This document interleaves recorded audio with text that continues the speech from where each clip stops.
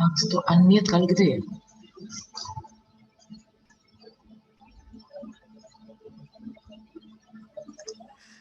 Rizky, I can hear you. Yeah. Okay, doctor, do you hear me? Yeah, now I can hear you. Okay, doctor. Okay, great. All right.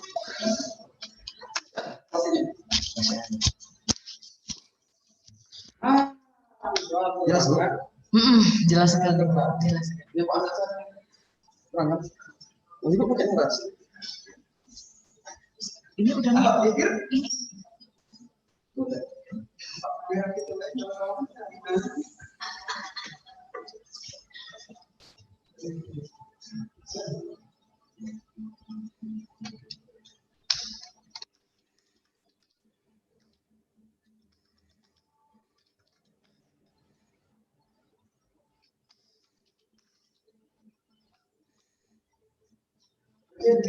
mulai aja, Bang, mulai aja.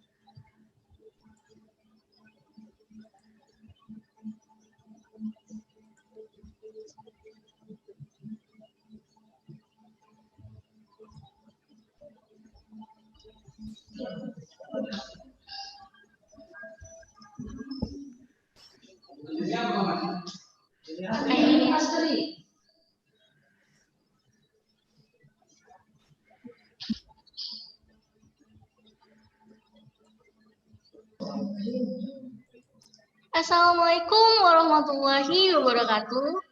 Waalaikumsalam warahmatullahi wabarakatuh. Good morning, everyone. Morning. Honorable the Chairman of the Foundation, Yayasan Pendidikan Royal Teladan Asahan. Honorable the Chairman of STMIC Royal Kisaran. Honorable the Chief Committee ICoSSIT. Honorable keynote speakers and participants who come today. I would like to thank the God who has given us blessing and mercies so we can attain this international seminar in a good condition. My salawat and salam always given to our Prophet Muhammad SAW, who had brought us from the darkness into the bright modern era that we live in today. To all participants, I just want to say welcome in an international seminar. This is a good opportunity for us to be present here. My name is Andini Asri. I'm a student. To start today's event, let's sing the Indonesia National Anthem, Indonesia Raya.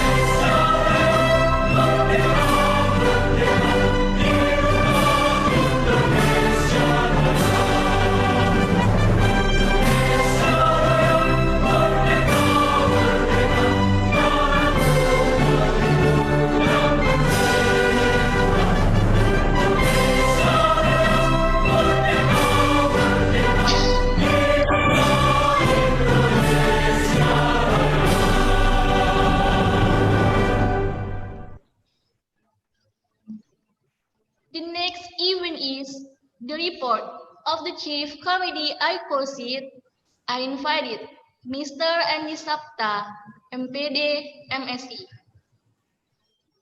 Thank you. Assalamualaikum warahmatullahi wabarakatuh. The Honorable, the President Foundation of YPRTA, Mr. Anda Putra Lubis, SAMMA, the Honorable Chairman of Islamic Royal, MEM 1 Maratul 50, SAMM. Specifically for keynote speaker, as a Professor Nurul Hasimah Ahmed Hassan Malim PhD from University Saint Malaysia, Linley PhD from NZU University South Korea. All participants, ladies and gentlemen, applause is due to Allah, enabling us to meet together in this international seminar. Peace and salutation be upon the noble Prophet of Islam, Muhammad Sallallahu Alaihi Wasallam. I convey that the speaker in the seminar stated that 104 people come from 4 countries, Malaysia, Taiwan, South Korea, and Indonesia. I would like to say thank you very much for the entry committee of In the Seminar International who had worked to prepare the seminar is good, and especially to all the guests of the seminar. I would also like to thank participants, especially those of you coming from other countries. You join us and share your valuable experience. So you find any incomplete and shortcoming, please accept your certain apologies. This conference will get a lot of important information. By this, I will represent in the entire committee of this conference will help to all. So, my opening remarks I cooperate. Wabillahi taufiq wal hidayah. Wassalamualaikum warahmatullahi wabarakatuh. Thank you, Mr. Andi Sapta, MPD, MSI. The next is opening speech by Chairman of Islamic Royal Kisaran, represented by Vice Chairman for Academics and Curriculum. I invited Ms. Rizky Fauzia, MICOM, MCOM. Thank you. The Honorable Head of Yayasan Pendidikan Royal Teladan Asahan Foundation, the Honorable Chairman of Islamic Royal Kisaran, the Honorable Committee of ICoSSIT 2020, all of Islamic Royal lecturers and students, and all of our distinguished participants. Good morning and thank you for attending our first international seminar. On behalf of Islamic Royal, I stand here as Vice Chairman of Academics and Curriculum Affairs. Would like to welcome you with our warmest greeting through this virtual conference. ICoSSIT supposed to be held offline today, but pandemic changed everything, and here we are, gathered in this webinar. We are so pleased to know that the ICoSSIT still received a great excitement from all of the participants, even though organized from virtual conference. Please accept our thank you. Your spirit and participation to this seminar is one of the biggest motivation to keep us doing this seminar. Islamic Royal is the first university that held international seminar through virtual conference in Asahan. Based on information from the committee, there are more than 500 participants today that attend the webinar from lecturers and students. For international participants, there are several countries that take part in the ICoSSIT, such as Taiwan, Malaysia, Republic of China, and Indonesia. We are going to organize the international seminar as our annual event, and hopefully next year we can hold ICoSSIT offline so we can meet each other and spread the international network. Thank you very much for trusting ICoSSIT, and your participation means a lot for us. We wish you an enjoyable seminar. Thank you. Wassalamualaikum warahmatullahi wabarakatuh. Thank you, Miss. Okay, for the last opening speech by the Chairman of the Foundation, Yayasan Pendidikan Royal Teladan Asahan, and the opening of the event, I invited Mr. Anda Putra Lubis, SAMMA. Good morning. Morning. The Honorable keynote speakers, Associate Professor Nurul Hasimah Ahmed Hussain Malim, PhD, and Lin Li, PhD. The Honorable Chairman of STEMIC Royal Kisaran, the Honorable Head of ICoSSIT Committee, all of STEMIC Royal lecturers and students, and our beloved participants. I am glad to welcome all of you in our first virtual international conference, ICoSSIT 2020. I will convey thousands of gratitudes to everyone, including keynote speakers, committees, lecturers, students, and participants. STEMIC Royal is the only one of IT university focused private college in Asahan, North Sumatra. We offer our 4 departments such as information system, computer system, informatics management, and computer engineering. STEMIC Royal has been attempting to become pioneer in technology development, generally in North Sumatra, particularly in Asahan. We believe that we are growing bigger in terms of quality as well as quantity. Currently, STEMIC Royal is awarded as one of 10 best universities in North Sumatra by Webometrics Research Center of Ranking Web. We hope ICoSSIT may facilitate all participants to publish their own international journal. Furthermore, we believe that ICoSSIT provide an opportunity for participants to expand their network virtually. We wish to have you as our partner in the future through this conference. I hope you enjoy the whole sessions and have a good day. Wassalamualaikum warahmatullahi wabarakatuh. Thank you, Mr. So today we are presenting International Conference on Social Science and Information Technology. Our keynote speakers today are Ma'am Lin Li, PhD from Aju University, South Korea, and Ma'am Associate Professor Nurul Hasimah Ahmed Hussain Malim, PhD from University Sains Malaysia, Penang. Now, without further ado, I will turn the time over to Ms. Rizky Fauzia, who will guide the next. I invited Ms. Rizky Fauzia. Thank you, Andy. So we'll start our first session, a keynote session from Associate Professor Dr. Nurul. Before we start her session, let me introduce to you all about Dr. Nurul background.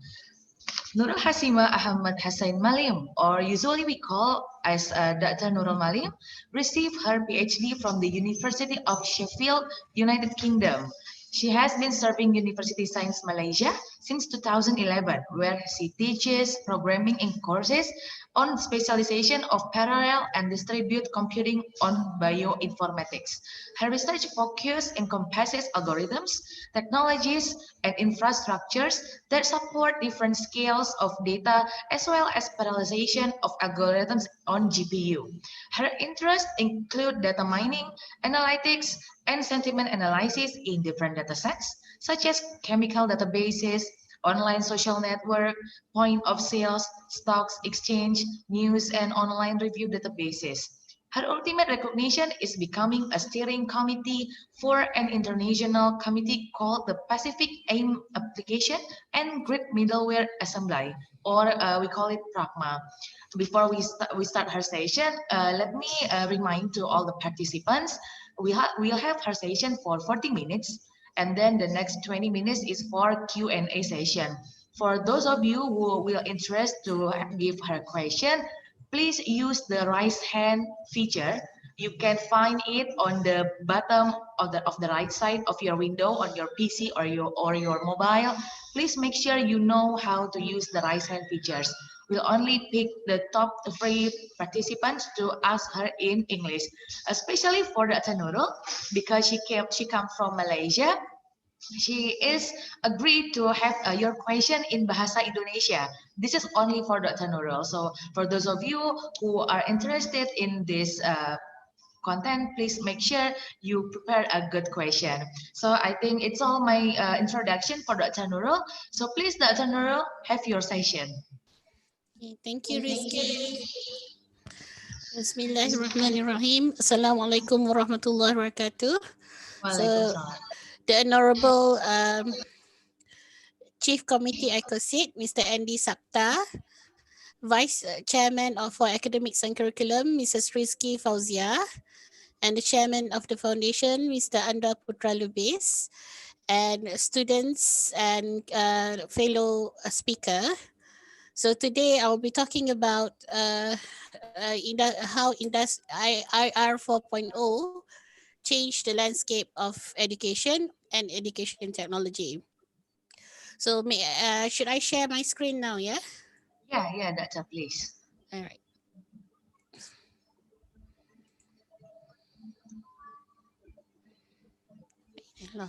I lost you.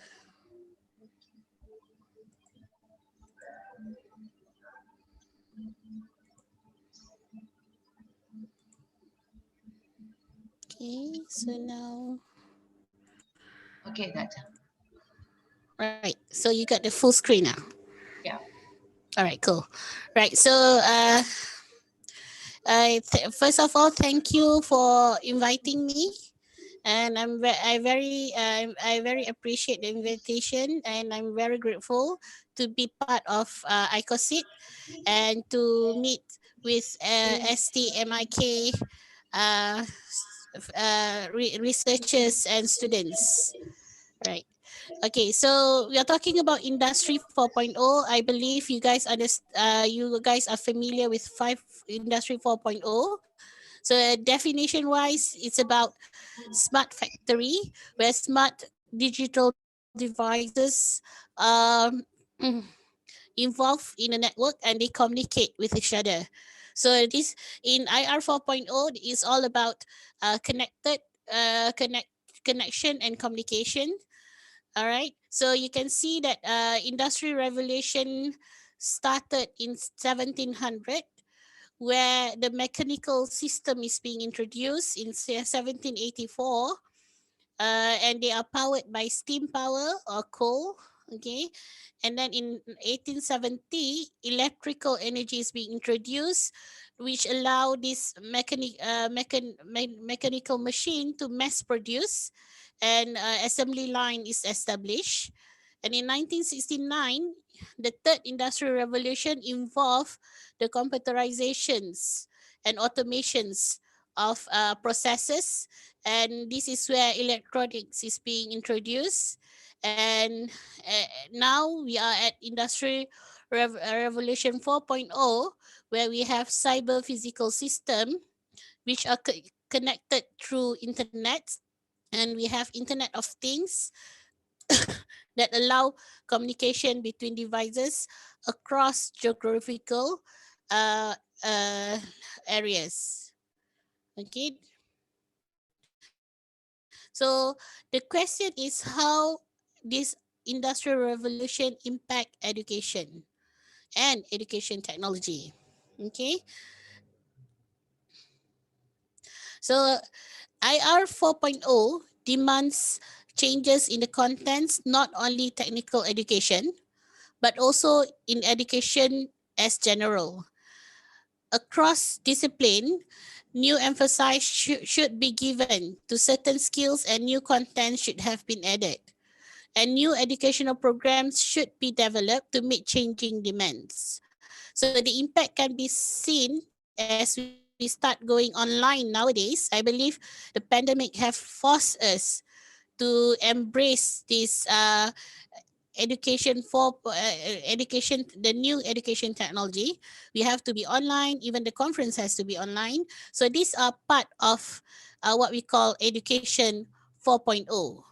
Okay, so education 4.0 is developed as a response to IR 4.0, which saw marked increase in the use of internet-based technology and communication tools across industries.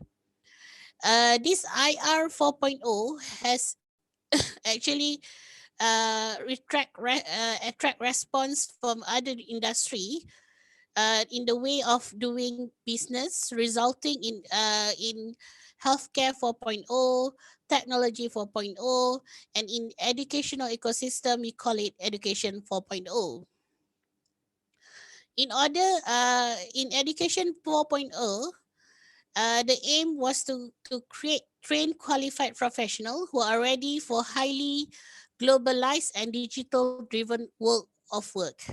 So the underlying school of thought for this education 4.0 is to encourage non-traditional thinking when it comes to imparting education by using technology-based tools and resources to drive education. Basically, we are moving from physical face-to-face learning to technology-based learning. And when we move from this physical space to online space, the methods, implementations, and way of teaching need to change too. So we cannot follow the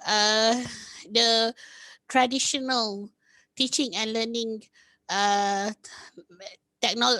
methods. So we need to learn how to use the technology to make teaching and learning more impactful.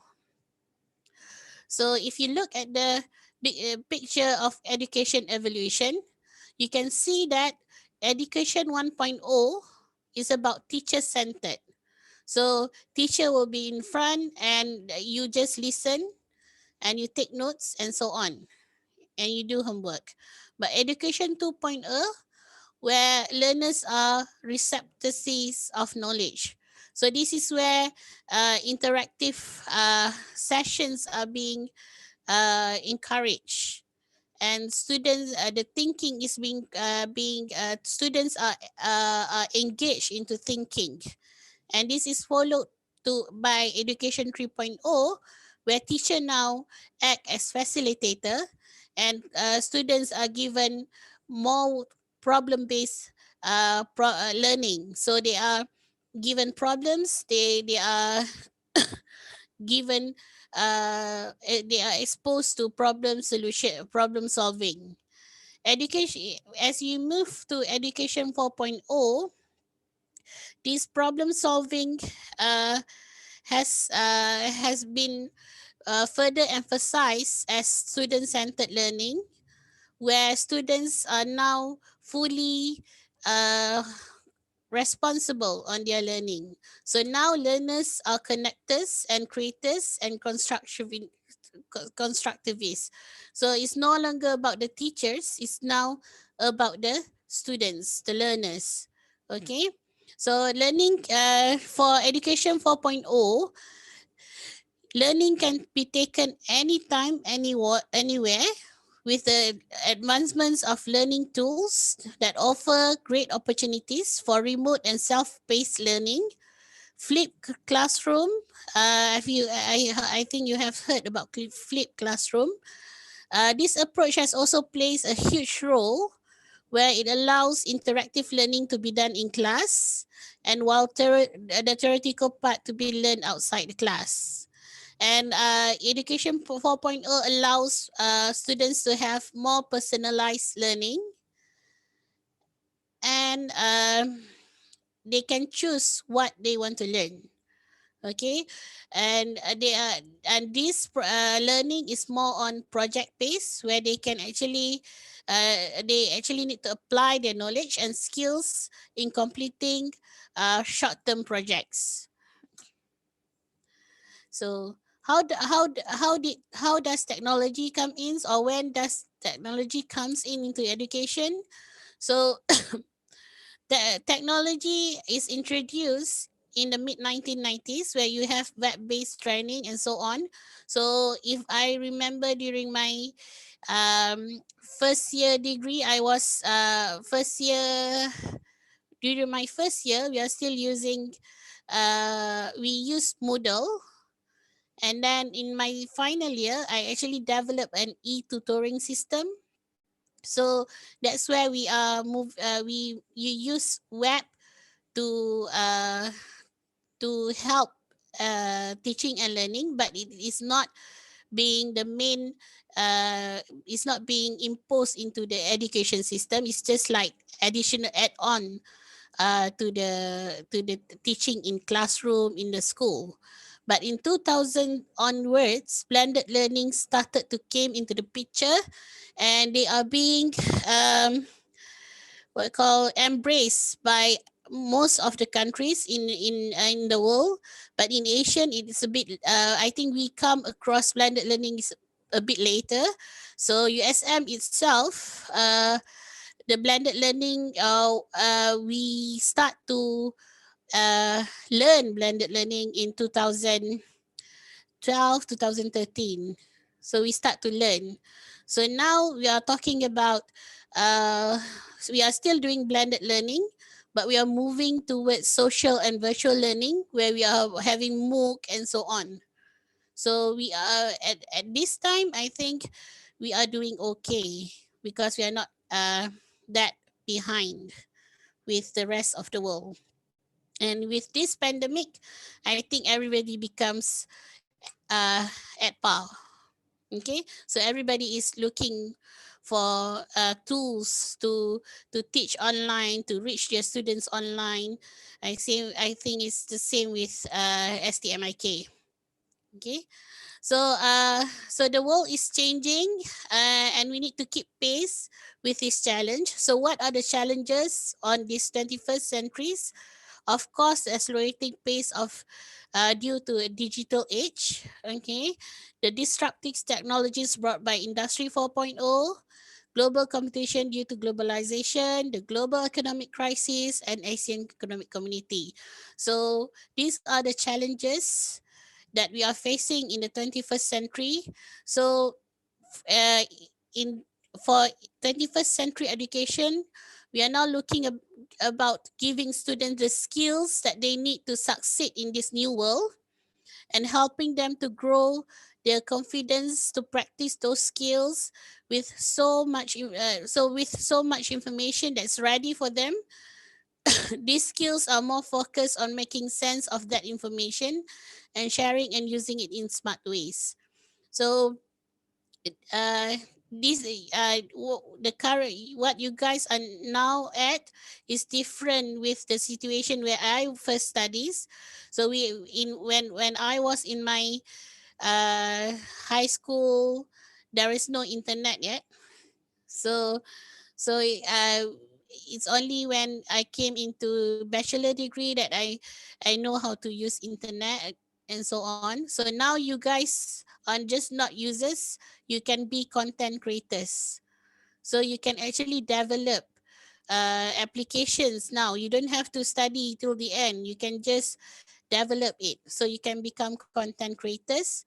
So that's why university has to keep up with this, because sooner or later, this degree has no value, because people are learning themselves through internets. Okay, so that's why even in USM, you are looking for ways to make sense of our degree and so on, to compete with this online certification and so on. So it's not impossible that later employers will no longer look into bachelor degrees or masters, but they'll just look at what certification do you have. Okay, so this is happening in Malaysia already. Okay, so the industry players are talking about this already. So we are trying to brainstorm and understand this thing and try to move towards this online learning and micro credentials, they call it. Okay, I will touch on it later. So why do we need to learn about technology? Because this technology is we need to thrive them in transforming the world. Okay, so IR 4.0 has enabled artificial intelligence. So this is a quote from Graham Brown, who is the um, stra- a coach from Strategic Insight and Leadership Coaching. So he said that this the fourth industrial revolution, the artificial intelligence, automation, ubiquitous, and mobile supercomputing, all these intelligent robots, and brain computer technologies are making changes across the world at exponential speed. It's just like about I mean you just feel that just yesterday Google come out with Google Class, and today we hear about self-driving cars already. So the time span between evolution is getting shorter and shorter.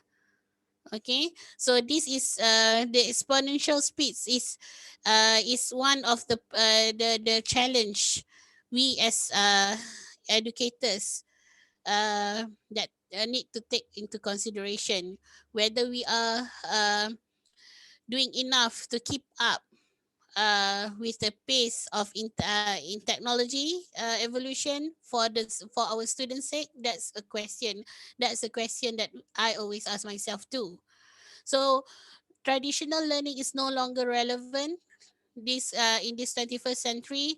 So you cannot expect to have face to face. Sometimes students won't come to class anymore. So they with this now I think I find it comfortable to have online classes rather than physical classes. It's easier to pre-record lectures and then have tutorials online. So you can be anywhere. You can be doing, you don't have to rush to class and so on. So this is what exactly Jack Ma says. We if we do not change the way we teach, 30 years from now we'll be in trouble, because the way we teach are the things we teach in the past 200 years. So so now is the time. Actually, I think COVID-19, the pandemic, has some blessing in disguise, where it push the education sector towards the forefront of technology. Okay, so now we have to teach our children not to compete with machine. So we have to do something that is unique, that machine cannot catch up with us, right? So right, in terms of content, yes, we are teaching them artificial intelligence and so on, but there are more things that it will help them to understand machines, and machine will evolve on their own. And how does we differentiate ourselves with the machine? Are we going to be thinking like machine, or are we changing ourselves to become robots, or we are we are what you call uh holding to our values. Okay, machine doesn't have values. Okay, so these are the three key areas where human beat machines in for future job creation. So as we move towards technology, we'll lose a lot of job opportunities as well. Some job scope will be gone, but there are new job position will be available. So these are the things that might help us in the future. So things like creative endeavors, things that where it range from scientific discovery to creative writing and entrepreneurship. Things that, oh sorry, uh, I accidentally sketched my slide. It's okay. So social interaction. Oh my god. Sorry, I'm moving my. All right. So how do I uh, erase? I cannot erase. Hmm. Okay, let's try not to use the mouse. Okay, the social interactions. So, oh, who is doing that? It's not me. It's okay, Doctor. It's okay. We'll talk to the committee. Okay. Okay, no, okay, right. So the social interactions, where robot just don't have the kind of emotional intelligence that humans do, and physical dexterity and mobility, where we have the ability to go hiking on the mountains, swimming in the lakes, dancing, and so on. So these are things that a machine could not take from us. So these are the things that we will be preserved towards the future for us to have. We will have more job creators on this element. Okay, so what we need to embrace to move forward with this disruptive change in higher education. So in this higher education, so we need to our education system, the school or universities should provide a better learning experience, which are flexible, adaptable, and agile to respond to change and become lifelong learners. Basically, the IR has made today as the era of convergence, the merger between information technology and education that created the biggest tsunami of our life. So the future is about negotiating VUCA, we call it VUCA, volatility, uncertainty, complexity, and ambiguity. So we are moving into uncertain situation where everything can change in just a few seconds. So you need to, whatever decision you made, you need to make based on situation. It's no, you cannot use rigid guideline because the environment is changing very fast. How can higher education prepare students for the fourth education technology? So skills such as critical thinking, problem solving, and creativity are important. Though many current education system don't adequately equip them, so this should be embedded in our teaching and learning. You need to instill students with love for continuous learning. So a student shouldn't be complacent with what they were taught or have learned. Instead, they should continuously upskill themselves through available resources such as online courses. So I think at this moment I can see students going for YouTube as an alternative for their lectures if they don't understand. So these are the essence of continuous learning.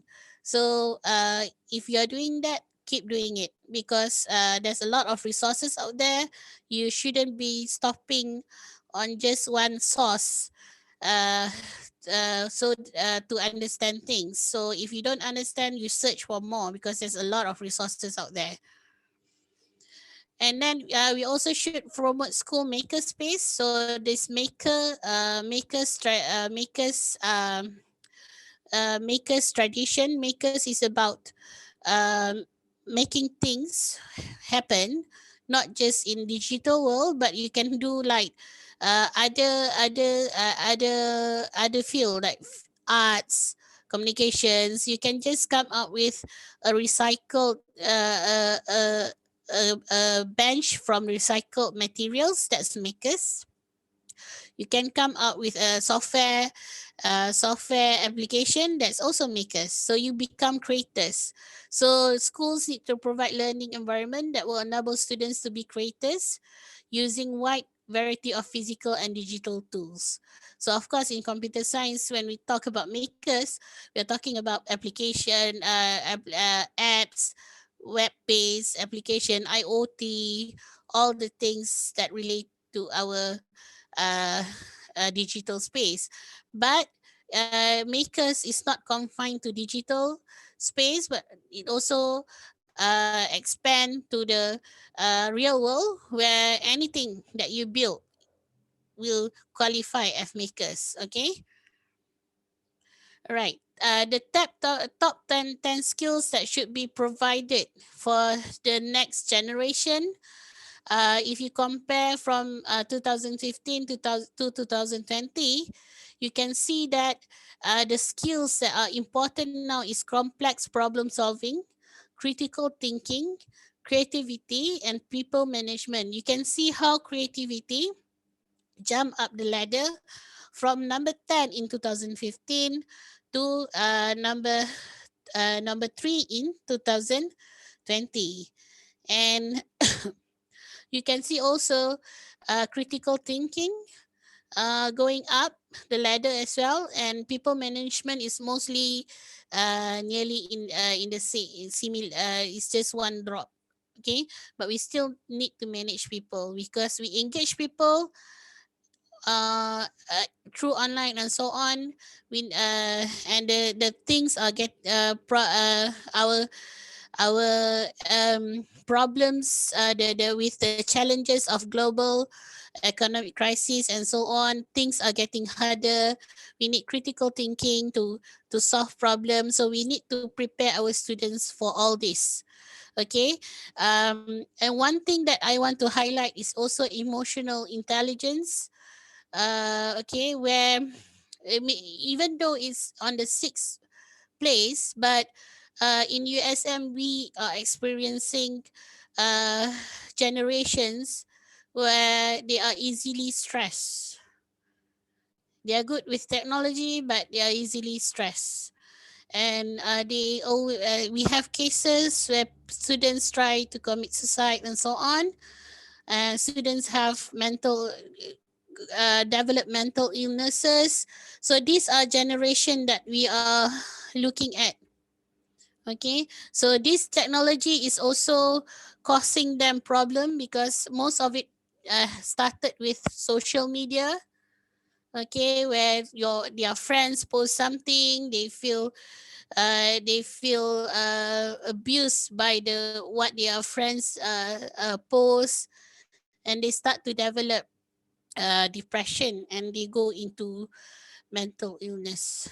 And it's very sad because they don't have the resilience.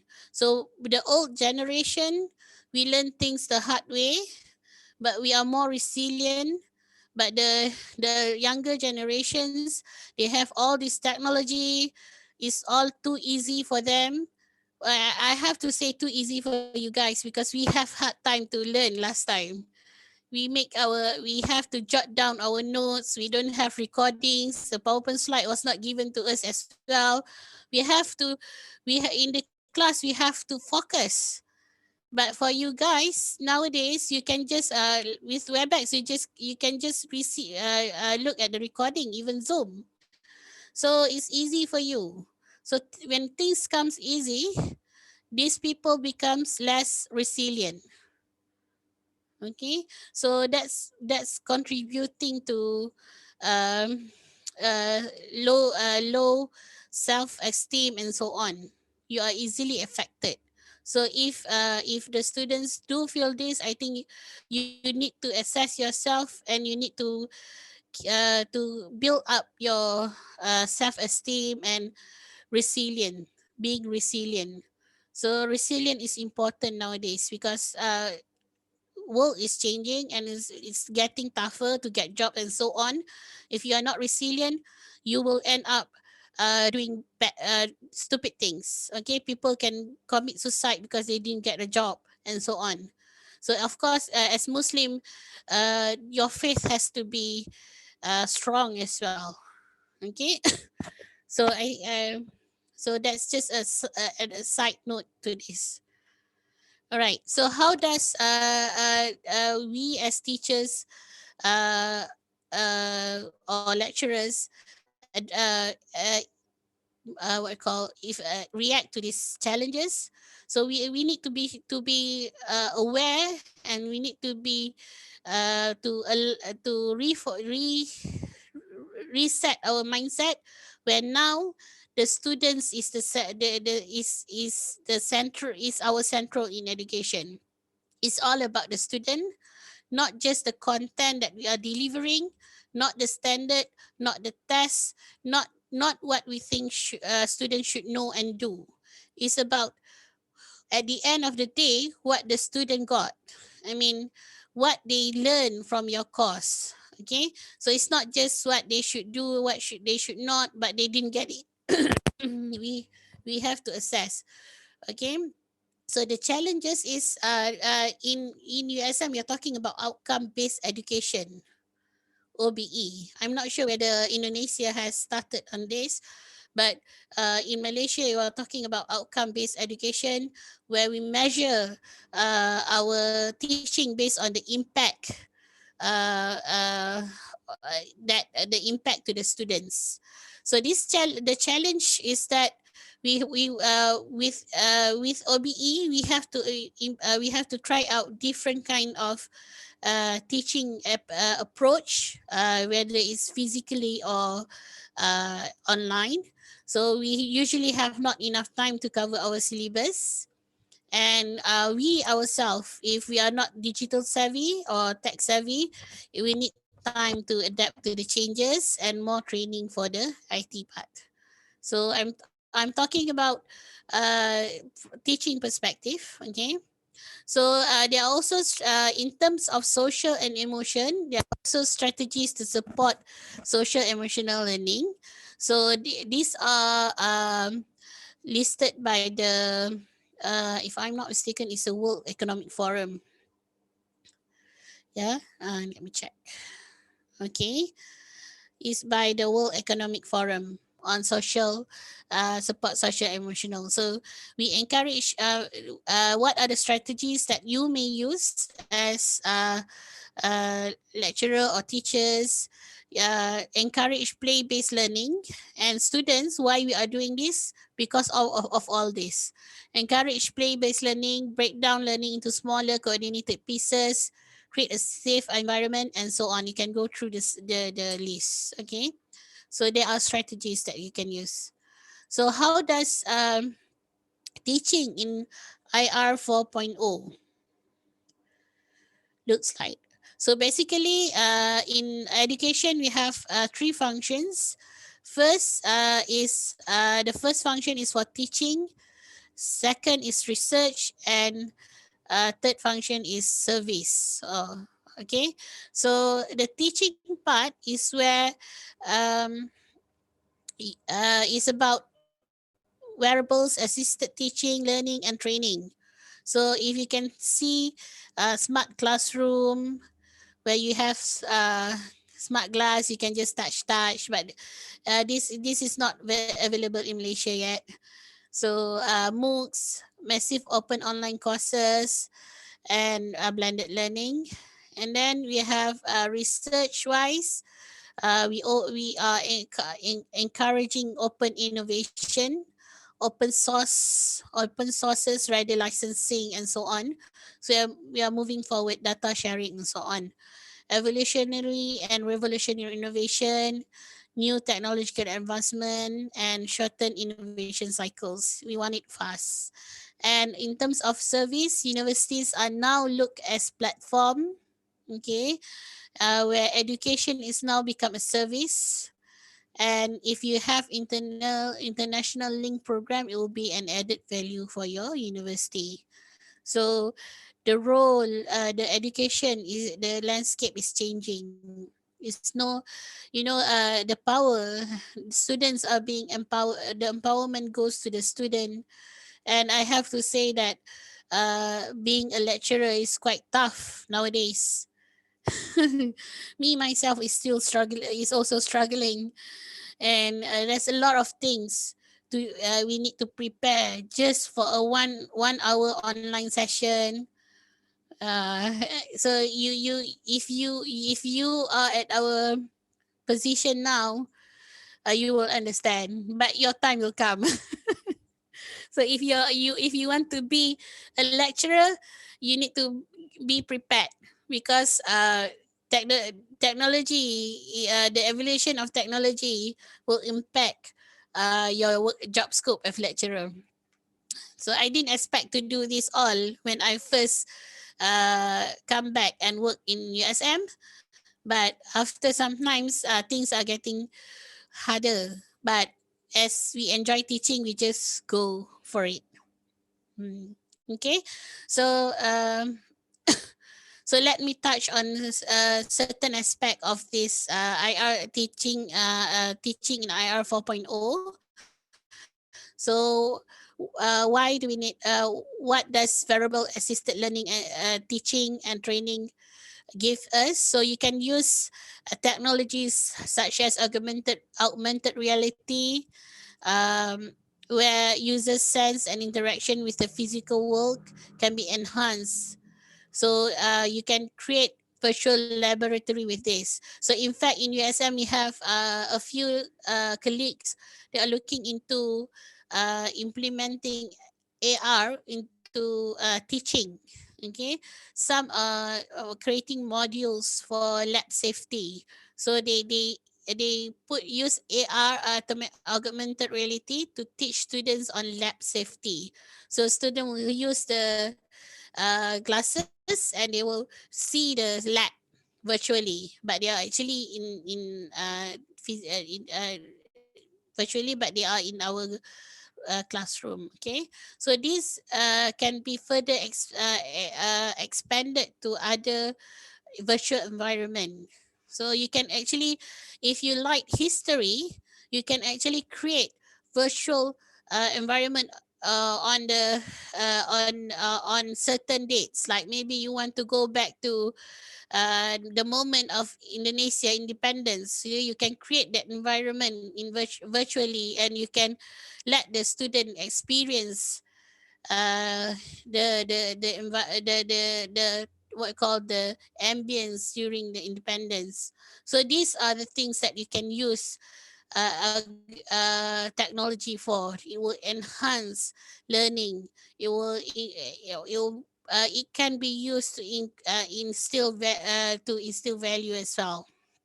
Okay, so sometimes the longer you are from independence, you will not feel the how independence is important. So you lose appreciation towards independence. So you can use all this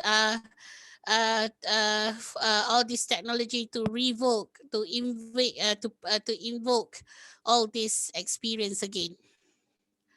And then the massive open online courses, MOOCs, this is very famous now. Uh, Also micro credentials. So MOOCs, it makes learning more accessible to people anywhere. It's an open learning. Anyone across the globe can join your session if you use the online platform. And uh, if you want to use in your class, you can combine the strength of traditional approach and also MOOC to represent necessary steps to scale quality education. Okay, so in MOOC, what student get after completing in MOOC is certificate and badges. So this is where the industry players are eyeing now. So they are eyeing into this kind of technology, which will give them faster. Will help them in faster recruitment. So they don't have to wait for 4 years to get a student to hire. I mean, a fresh grad to hire. So with MOOC, if they complete this certificate and they have these badges and from a credible institution, so employer can just grab them. So these are the employer will look at the stacks of badges that you have as testimony of skills or content understanding. And these are recognized by the employers and they can offer. This is also impacting your wages increase lah, salary increase. Okay, so this is happening, is starting in Malaysia. Okay, generalized blended learning is a mix of e-learning and face-to-face learning methodology. So we couple virtual environment and also physical environment. This is what is happening now in USM. Also during this pandemic, we have video recordings, and then we have video conference, and we have forum and chats through Moodles. We use Facebook, we use WhatsApp, and a lot of things that we use. And then there's things like Loom and so on. There's a lot of uh, tools that you can use. So it's just up to us to learn them. So university of as platform, now the higher education need to reconceive the ecosystem. They need to re-identify competitive edges and reshuffle their customer pools. So the customer pools means the student. So this is also happening in USM. This is a top-down initiatives where we need to relook at our programs, and we are trying to package them into micro credentials and MOOCs if possible, because that's how the way forward. Okay. So that's what we say. We need current higher education systems. So this platform gives the current higher education system an opportunity to steer their bread and butter business to a platform business for a better service. So by having micro credential, we can monetize our program more. So rather than uh, we can have our regular customer, which are our student now, but we can also have additional customer online. So by packaging our courses into micro credential modules, so we monetize the our cost basically. So this is what we are uh, encouraged to look into by our top management nowadays. So education as service. The massive proliferation of affordable mobile devices, internet broadband, uh, and rich education content has started a trend of transforming how education is delivered. You have heard about mobile learning and so on. Now we have cloud computing. So with cloud computing, there are a lot of tools like Amazon Cloud, AWS, where you can, yeah, if you are learning computer science, you can actually use their simulation platform and you learn. So like machine learning, you can use Amazon Studio and so on. And this so it's now easy for you to understand things with such availability as compared to previous like 10 years, 20 years ago. To learn machine learning, we have to code it ourselves. But now you just use the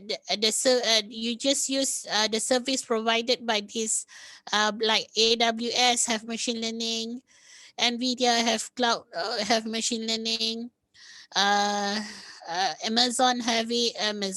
Google have it, and so on. So you just use to learn what you just use to experience what machine learning is, what is the output. Then you just need to understand how it works. For us last time, we need to understand how it works. We need to code it, and then we need to use it. Then only we use it. But now it's easy. You can just put in data and you get the results. Or you can, if you want to code yourself, you can use the packages provided. Like in R, there are carrot package for machine learning and so on. So things are getting easier. Okay, so and these are being packaged as service on cloud, and you need to pay for it. Okay, some got academic license, where they have certain limitation, but it will allow you to use to experience the platform. So this is is also with this you can share resources across institutions smoothly. So learning there are a lot about there are many types of learning. You can have open and distance learning and many more. So this is the picture of learning. What I want to touch is flexible learning. So this is what we are moving. We are looking into like 10 to 20 years, yeah, where currently admissions requirements are highly bureaucratic with many rigidities, and labs are scheduled at specific times and so on. And all is assessment are composed and schedules on fixed deadline. So everything is fixed and rigid. But with flexible learning, we are going for dynamic dynamicity. Okay, we are no longer bound by this rigid rigidness. Okay, so this flexibility and quality challenges, right? Okay. Before, right, so we have some issues that we need to look at in this flexibility context, where we need to look into improvisation and agility standard and benchmark. Are we achieving the standard? If not, how can we improvise? So yes, we are keeping pace with the technology, but are we trading off our value, or the what we call uh, the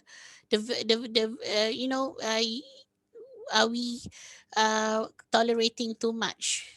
So we are skipping lots of things. Are we putting our baseline down and so on? So that are the thing that we need to think about. And then authentication of learning. So you need to have authentication process. You need to provide student with opportunity to demonstrate their competence, knowledge in the subject matter of the assessment in item in question, and in a manner that is appropriate to the nature of the assessment item. And then motivation to learners. You need to inspire motivation in students. Focus on nurturing their sense of autonomy, competence, relatedness, and relevance. This is a big challenge here, because when we move to technology, students will tend to work to be individualistic. So we want them to be collectivism. Okay, and then can we afford it? Okay, with flexible learning, we need more high-speed internet bandwidth, and it will cost more in the rural area to the geographical landscape and infrastructure. And we need new expertise for development implementation, more training. We and all the threat, and also the threat of bogus providers promoting programs resembling flexibility. So now you can see a lot of people offering a lot of certification. So we don't know whether it's credible or bogus. So in flexible learning education, everybody should be included. So it's a basic of human rights. No one should be left out, and everyone should benefit from quality learning and sustainable development. Um, but to provide flexible education, we need infrastructure and public-private partnership to allow for internet or mobile broadband architecture. So, can we can we personalize learning to ensure inclusivity for all to access? That's another question that we need to look at. Okay, so how to introduce flexible structures in this while maintaining our standards. So education sector and should provide learners provide learners a program that design and deliver flexible learning. National qualification system can check for approval and quality assurance of the providers. We give recognition, give certification and qualification, check for learning outcome, and check for legal framework for institution. So this one needs to be done for all program providers. In conclusion, we need to move forward towards change. We need to, of course, we'll have negative, we have mindsets. Some are negative. We feel like it's very hard to change, barrier to change. We experience this too, but we move forward. Okay, the bottom line now is not the best interest of the teacher, the administration, or the politician. What the best in the interest of the learner. So I think the current generation, um, they are being the highlight. Now the highlight of everything is all about them. Even in the education system, is about the learners. Um, uh, I it's something. I'm a bit skepticism, but it's something that they should be grateful of. Uh, because uh, we there's a lot of things that we are doing for you guys, so you should take up at your end as students. You should take all the opportunity and benefit the most from it. So I think that's all from me. So I wish all of you the best, and I can take question now. Okay, thank you, Dr. for a very brief explanation about Education 4.0. Before we start the Q&A session, once again, we would like to thank you for Dr. Nurul. Some of the points make me quite laugh and smiling because, yeah, I know maybe for lecturers, we all actually, based from this content, we know that in all of the world, all lecturers must feel the same. Every lecturers must feel the same difficulties to prepare the online classes and all of the stuff. Of course, and the conclusion is very straight because Dr. Nurul stated that we need to move towards change and we have to push away the negative mindset. Of course, every changes will take quite long time to be our daily life, but well, it's better than not starting at all. I think that's it.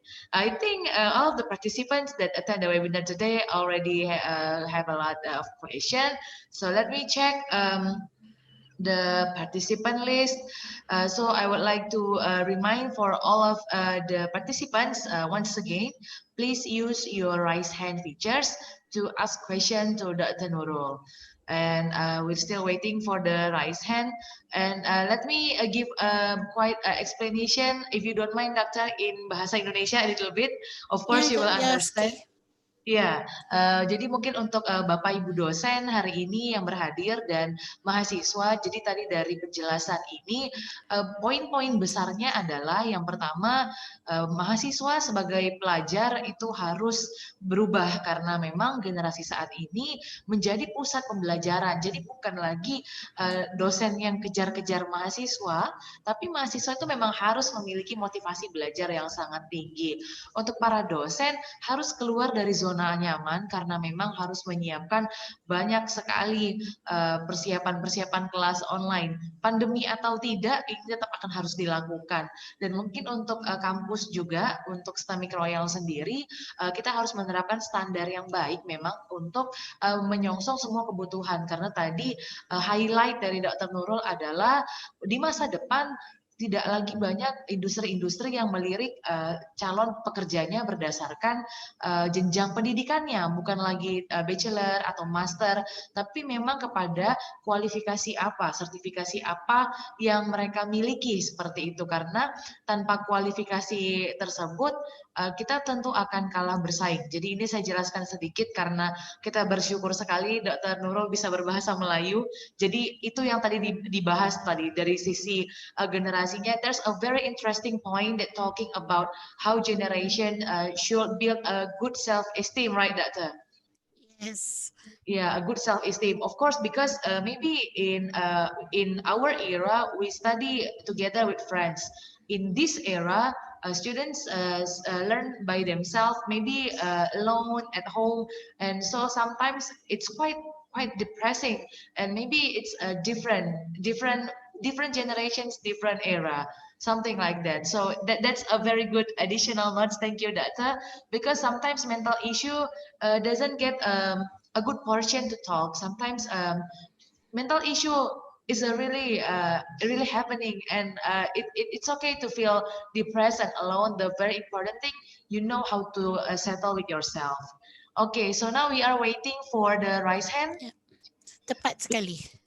Yeah, please use your raise hand features to all of the participants, to our lecturers. Please use your raise hand features so I can see your name, and please give a good question to Dr. Nurul. Dr. Nurul don't mind to have a question in Bahasa Indonesia since we are using basic language Bahasa Melayu. So please don't feel hesitate to ask us about the education 4.0.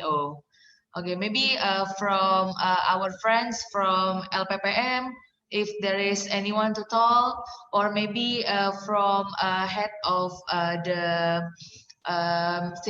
information system, kepala program studi, apakah ada yang mau bertanya kepada mungkin para vice chairman, for vice chairman mungkin ada yang ingin bertanya, mungkin Pak Darmin ingin bertanya, gunakan fitur raise hand-nya, atau dari teman-teman dosen, our lecturers fellows, please, and of course our students. Today, Doctor, I can inform you that our students together in this campus, they are in the same room, so they watching this live at the downstairs. So if you are students and you want to ask Dr. Nurul questions, and of course to try to speak English because we don't use English in our daily life today, it's okay. From our LPPM.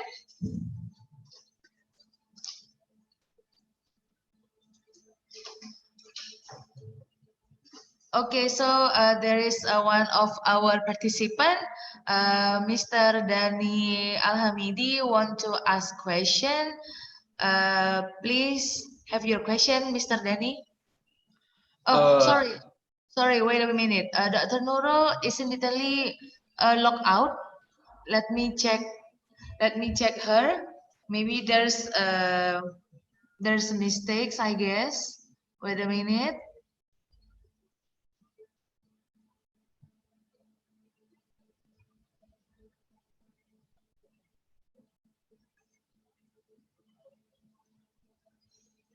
Okay.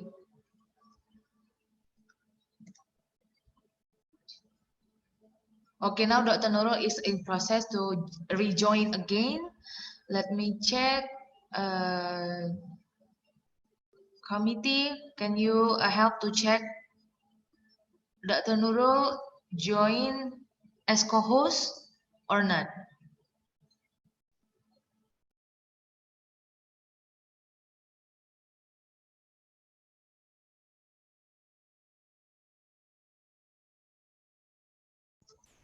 Okay, Mr. Dani, we would like to, okay, Dr. Nurul already joined. Okay, Hi. Sorry for that. Okay, Doctor. Okay, yeah. Okay, so we are now having our first question by Mr. Dani Ahamidi. Please have your question. Hello, Professor, and all participants. Could you all hear me, or my voice is not Yes, clear I yet? can hear you. Okay, thank you, Professor. So, Professor, I actually have a special interest on your explanation about, because you said that social media plays such a critical role on this era, and because I'm a student, and I feel like the past 4 months or 5 months, I've been playing more on my social media because I don't come to class, I don't come to my college, I don't come to my campus. And my question is for you is that based on your perspective, how do we as a student utilize and handle this social media issue to stay productive and competitive in this 4.0 era? I think that's all my question. Thank you very much. Okay. Thank you. That is a very good question, and I'm glad that you asked. In my perspective, you as a student, you should control your uh, your social media. You should assess yourself. Are you addicted to this social media? Okay, social media addiction is serious, but how addicted are you? So are you what do you use social media for? Are you just browsing Facebook or browsing Instagram to see people, to see what they are doing? So if you are doing this, then I guess uh, uh, you need to start slowing down on this, because if you want to have a, even when we take too much, we try to take to know too much about people. um we somehow we try to know what is happening in their life, right? So even as a Muslim, I don't think so we should be doing that so much, because with every pictures we have impression. So you need to control your thoughts. Even sometimes it can provoke hasad and so on. So even though it's happening inside you, but whatever is happening in your heart as a Muslim, it will affect your thinking, and it will affect your perbuatan, I mean your behavior. So so that's why I think as a Muslim, the basic of us is to protect our heart, and to protect our heart we need to avoid this kind of thing. So this is in terms of the purpose of your using social media. If you're using it for learning, you're going for YouTube, you're going for Instagram that has educational contents, by all means just proceed. But you yourself should assess to which extent does the social media browsing affect your thinking, affect the way you think. Some people, some people when they see people above them, they feel depressed, because why did their life is easy but my life is hard. They do the comparison. And if you cannot counter what I call counter that thoughts, yeah, if you are not resilient enough to counter that thoughts, you'll keep drowning into that thoughts, and you'll feel like your life is a loser. This is what is happening with extensive social media usage. So I think again, as a Muslim, we have lots of things to counter these thoughts, because we have verses in the Quran says that Allah give us different rizki. So some are more than the other. So we can use that to justify. Yeah. So but if you're not if you cannot do that, you will go down the road. You go of depression. So you are entitled for your own self. No one could help you in this world. In this generation, this is what happening. Where there's online gambling as well. You can easily go for gambling, and we have cases in USM. Students go for online gambling, and at the end, a lot of things happening. They got trapped in that gambling, and things got worse. Real life in the real life. Okay, so don't have the impression that social media only affect it only stays in the online, but it has actually impact your life either explicitly or implicitly. So take charge on your life. Take charge on what you see, what you think. Okay, that's all. Okay, Mr. Dani, are you feeling okay with the answers? Yeah, it's a very good answer. I would like to thank you, Professor, once more. Thank you, Professor. Okay, thank you, Mr. Dani. And then, Dr. Nurul, we have the next question. They sent me through the chat because our participant quite shy to give the questions directly. The question No problem. come from our lecturers.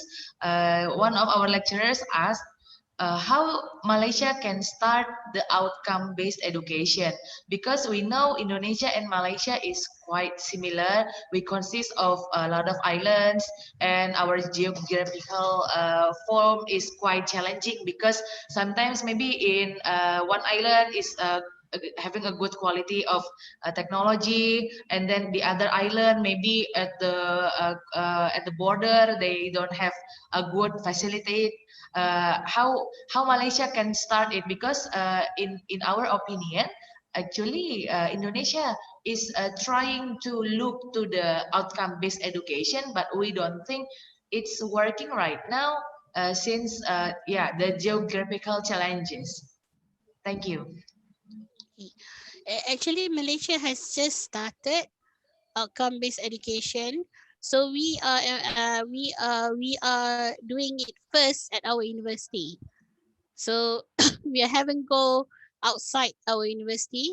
So even so we have no experience on that yet. So we are just starting.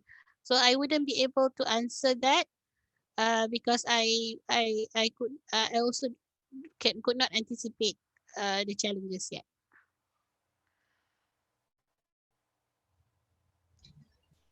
Okay, thank you. And then we are waiting for our last question. We provide a free chance. Ini untuk pakai bahasa Indonesia nggak apa-apa ya, Daktar ya? Ini Bisa. untuk Bapak Ibu dosen yang sedang mendengarkan, boleh salah satunya ikut untuk memberikan pertanyaan, bisa menggunakan fitur raise hand atau fitur chat. Supaya ada variasi wajah ya. Jadi bukan cuma wajah saya saja yang dilihat sama Dr. Nurul, bisa melihat wajah-wajah lainnya. Di sini yang saya lihat lagi standby ada banyak ini.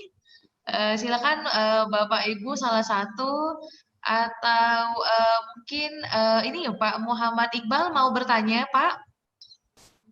Ini saya unmute ya Pak. Silakan Pak, berbahasa Indonesia juga nggak masalah.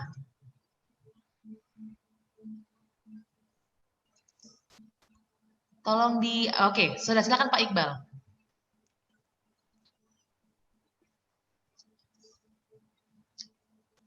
Sebentar Pak Iqbal, suaranya belum terdengar.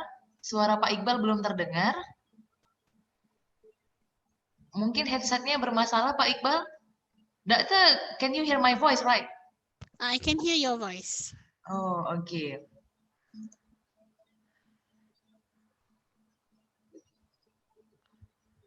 Silakan Pak Iqbal. Tadi dia udah mau bertanya, Dokter. Oke, Pak Iqbal, sudah bisa bergabung suaranya Pak Iqbal?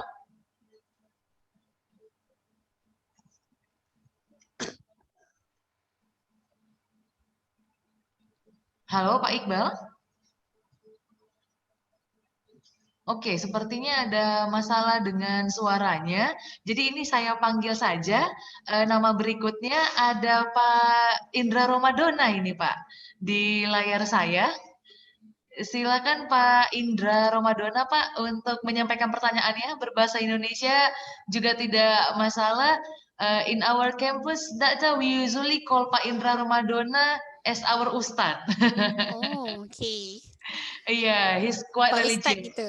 Iya, Pak Ustadz Indra. Pak Ustadz, Ya, Pak please Ustad. pertanyaannya, Pak.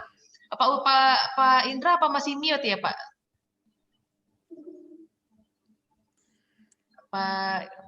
Pak Iqbal menunggu sebentar. Pak Indra, tolong di-unmute, Pak. Pak Indra nih wajahnya sudah standby nih, tapi suaranya tidak terdengar. Committee boleh tolong dibantu? Pak Indranya, kenapa masih ini ya? Masih di mute ya Pak Indra ya? Pak Indra. Oke Pak Indra silakan Pak. Ya, Assalamualaikum warahmatullahi wabarakatuh. Waalaikumsalam. Iya. Terima kasih Ibu Rizky Paujia. Juga terima kasih kepada Ibu Dokter yang terkait dengan yang telah disampaikan dalam seminar kita tadi. Jadi kalau saya lebih kepada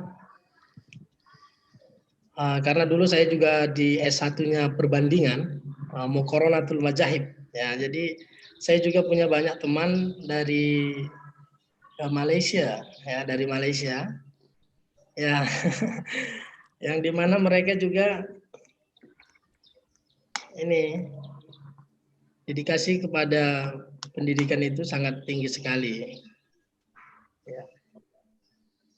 Dan ini dengan hasil diskusi yang kami dan teman-teman itu sampaikan, ini tidak terlepas juga dari peran pemerintah mereka, dalam hal ini pemerintah Malaysia yang sangat aktif mendukung, sehingga kemanapun mereka pergi, insya Allah mudah-mudahan negara itu sendiri memberikan segala bentuk upaya untuk meningkatkan agar mereka dapat berprestasi lebih baik lagi.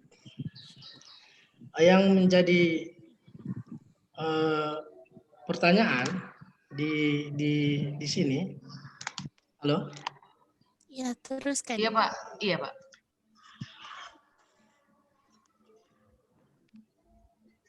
Ya, saya pribadi bukan background dari komputer.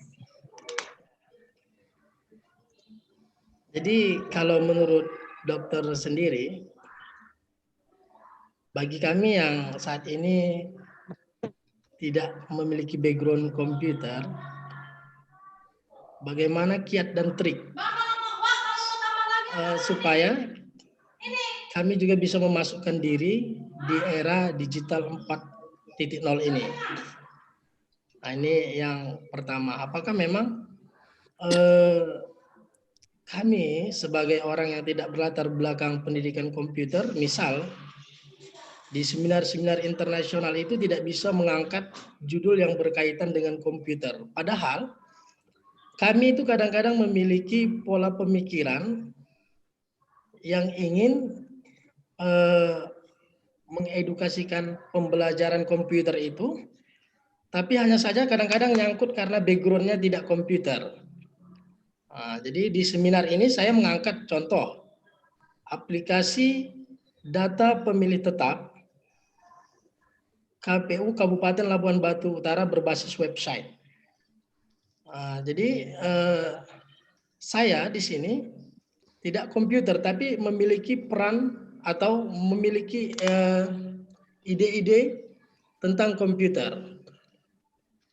Nah, jadi di seminar ini terpaksa saya mengambil atau membackup dosen yang memiliki komputer. Nah, jadi apakah sampai ke depannya begitu saja, begitu? Jadi tidak ada peran. Padahal bukan dibilang saya salah jurusan, tapi saya ingin mengembangkan diri di bidang komputer itu. Itu saja, dokter. Kira-kira bagaimana tanggapan dokter untuk masalah ini? Terima kasih. Assalamualaikum warahmatullahi wabarakatuh. Waalaikumsalam warahmatullahi wabarakatuh. Terima kasih Pak Indra. Soalannya baik sekali. Memang soalannya memang soalan terkini tu. Okay.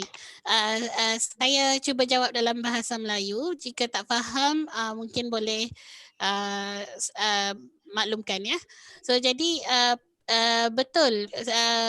Sebenarnya Pak Indra, walaupun saya campurlah, even though you are not from computer science, computer background, you can still work in the computer space. I mean, in our domain, either by collaborating with one of the people from this field, okay, or you can also enrich your knowledge. So nowadays there are a lot of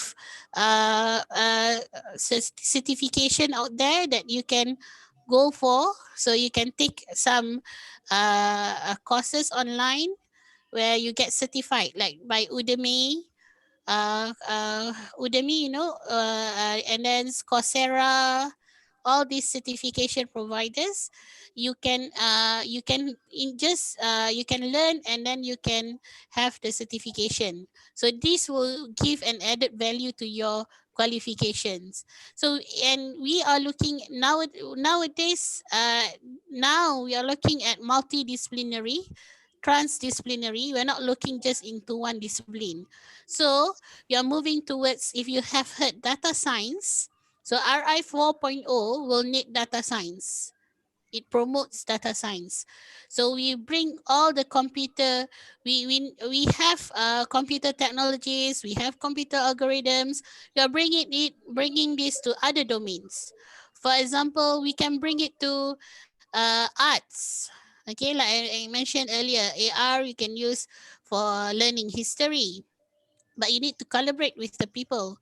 So, or you can learn by your own and do the augmented reality yourself. So now, as I said to you, for us in computer science ourselves, now we are seriously looking into distinguishing ourselves from the rest, because now everybody can use computer.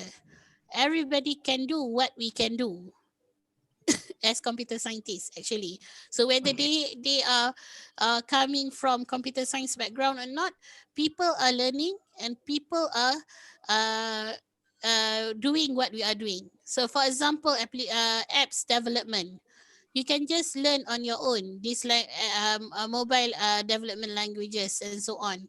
So you don't need to go through official education to just to develop the apps. You can just go online, learn how to watch YouTube and so on, learn how to do the apps. You can come out with your apps already. Same as websites and web applications. So all the system you can do on your own. So in Malaysia, we have people coming from different faculties doing systems, not the computer science people. So this is not rare, this is not weird, this is normal. This is the way forward. So if you think you have some passion in this, you can further develop yourself. The easiest way is to collaborate with people in computer science, or if you want to be independent, then you can just learn on your own. Yeah, of course. Then you can start. I don't know what is the requirement in STMIK. But in USM is a bit. We hope that our staff will contribute like publication in the field, like the computer science related journal. But we can also publish in other domain journals. Like for example, if I'm working on chem informatics, which is the combination of chemistry and computer science, I can also publish in the journal for chemistry that accept that is open to technology. Okay, so I don't know chemistry, but I can still publish in that in their journal because I bring technology to chemistry space. So you can do the same. There is no limit nowadays. So again, I hope I think this should there should not be boundaries, official or boundaries by any institution that limit uh, the progress of their staff. So I hope this would not happen because in anywhere. Okay. I hope I answer your question, Pak Indra. Ya, thank you. Thank you. Oke, terima kasih Pak Indra. Thank you very much. Okay, there are two questions left. Finally, the participation start to feel more confident. Okay, Alhamdulillah. the next is supposed to be Bang Muhammad Iqbal, Pak Muhammad Iqbal. Apakah suaranya sudah terdengar? Halo, Pak Muhammad Iqbal. Halo. Iya, oke. Silakan Pak pertanyaannya. Ya, Assalamualaikum warahmatullahi wabarakatuh. Waalaikumsalam. Terima kasih atas kesempatan yang telah diberikan dan saya hormati juga Prof. Di sini saya ingin bertanya, Prof,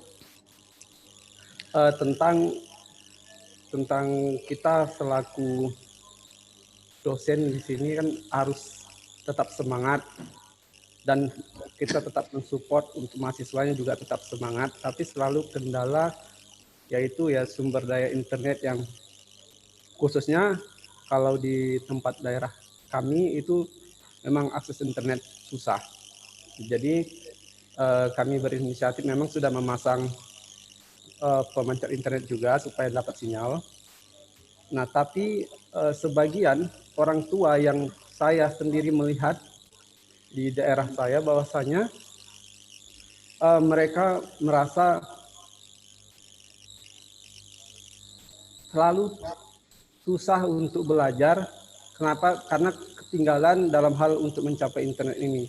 Dan karena saya basicnya adalah basic bekerja di kampus IT atau kampus komputer, setiap saya menjelaskan tentang bahwasanya secara langsung kita akan berpindah sistem pembelajarannya akan online, malah terujung menjadi seperti promosi untuk masuk ke kampus komputer. Nah, bagaimana supaya menjelaskan kepada siswa-siswa, baik siswa maupun mahasiswa, dengan menggunakan bahasa yang sederhana bahwa memang saat ini dunia telah berubah dan kita harus menggunakan teknologi dan memanfaatkan teknologi ini sebaik mungkin. Itu saja mungkin, Profesor. Ya. Terima kasih Pak Iqbal. Okey. Baik sekali soalannya. So basically soalannya bagaimana kita ingin memotivasikan siswa-siswi kita untuk adopt technology. Yeah, that's right, Doctor. Okay, right. So the first they are actually the reality is they are already adopting technology, but they are using it for leisure. They're using it for leisure. So you can show them the other way around. I mean, you can show them how those technology that they are using for leisure can be used for studies. So you will need to understand and do a research a bit on what they are familiar with. For example, if they are using Facebook, so we can actually use Facebook for teaching. So you can start creating Facebook group and for your course, and then you could start add them in, and you can start to do the teaching. That you can start to share content through Facebook. That's one example. So that's just trying to shift their mindset or to give them realization. Just like what I say to Dani. So do you use your social media for education, or you use your social media just for browsing? leisure browsing. Secara santai, So kita boleh bimbing mereka, bimbing untuk gunakan teknologi yang mereka biasa gunakan ke arah pendidikan dengan mengimplementasikan uh, uh, ia ke dalam pengajaran kita. So you can use WhatsApp as the fastest medium communication. So if you want to communicate anything, you don't need to use email. You just will use WhatsApp group. So you'll need to have all their numbers. So it's easier. You can also share materials through WhatsApp. And then you can also use YouTube to record you can record and you can upload in YouTube your lecture. Okay, so they will you can see whether they are viewing it or not. So these are the way that you may want to enlighten them that you are familiar with this technology. For sure they are familiar, because I think even the bottom billion in our country can use Facebook. Bottom billion, the poor, the rural area, so they can use Facebook. So which means that they are adopting the technology. They just don't realize that they are using the technology, and they don't see the other use of the technology. So we can show them by practicing it in our class in for our course. Okay, I hope I answer Pak Iqbal question. Terima kasih, Profesor Nurul. Okay, thank you very much for Pak Muhammad Iqbal for asking question. And then the next, this is our last question, Doctor, through our Zoom chat from Sarida Sirait, Polytechnic Business Indonesia. How does Malaysia manage research programs among universities in order to keep the enthusiasm for researcher during this pandemic, and their research can be useful in industry 4.0? Okay, so in Malaysia, we have lots of grants that we can apply. So that will help us to if you want to do research, you need money. You need to pay your students. You need to publish. So these grants actually make sure that we are moving forward. In during this pandemic, not much that I think not much that we can do, but there's a lot. What I can see that USM, Malaysia through KPT and so on, they try to what I call speed up the evaluation process for grants and so on, so that we can get the results and so on. So there is no basically at what happened during pandemic is up to own researchers. So once you got the grant, you pandai-pandai. Maksudnya pandai-pandai lah you nak manage your grant. You nak encourage yourself and so on. We are still alone in that side, in that part. But we have grants, we have support from the university. Support in terms of if you have question, you can just go to our RCMO, Research Creativity Management Office. So they are helping us with a lot of things. But again, as a researcher, we are still alone and we are with our students. So we ourselves have to keep, stand up for ourselves and to keep us motivated, self-motivated. So I would say that if you are looking for the role played by universities or government, they provide fundings opportunities. So these funding opportunities will help us to do research. If you don't have funding, we will not be motivated to do research. When we have funding, everything is okay. So we are happy. We just need to fulfill the promise of the grant. So when we apply grant, we promise to publish 2 papers. We need to fulfill it. Okay. So, but they played their role by giving funding opportunities. So even during pandemic, the opportunities are still there. Nanti saya ada satu soalan dari, saya baca chat juga ni, Rizky.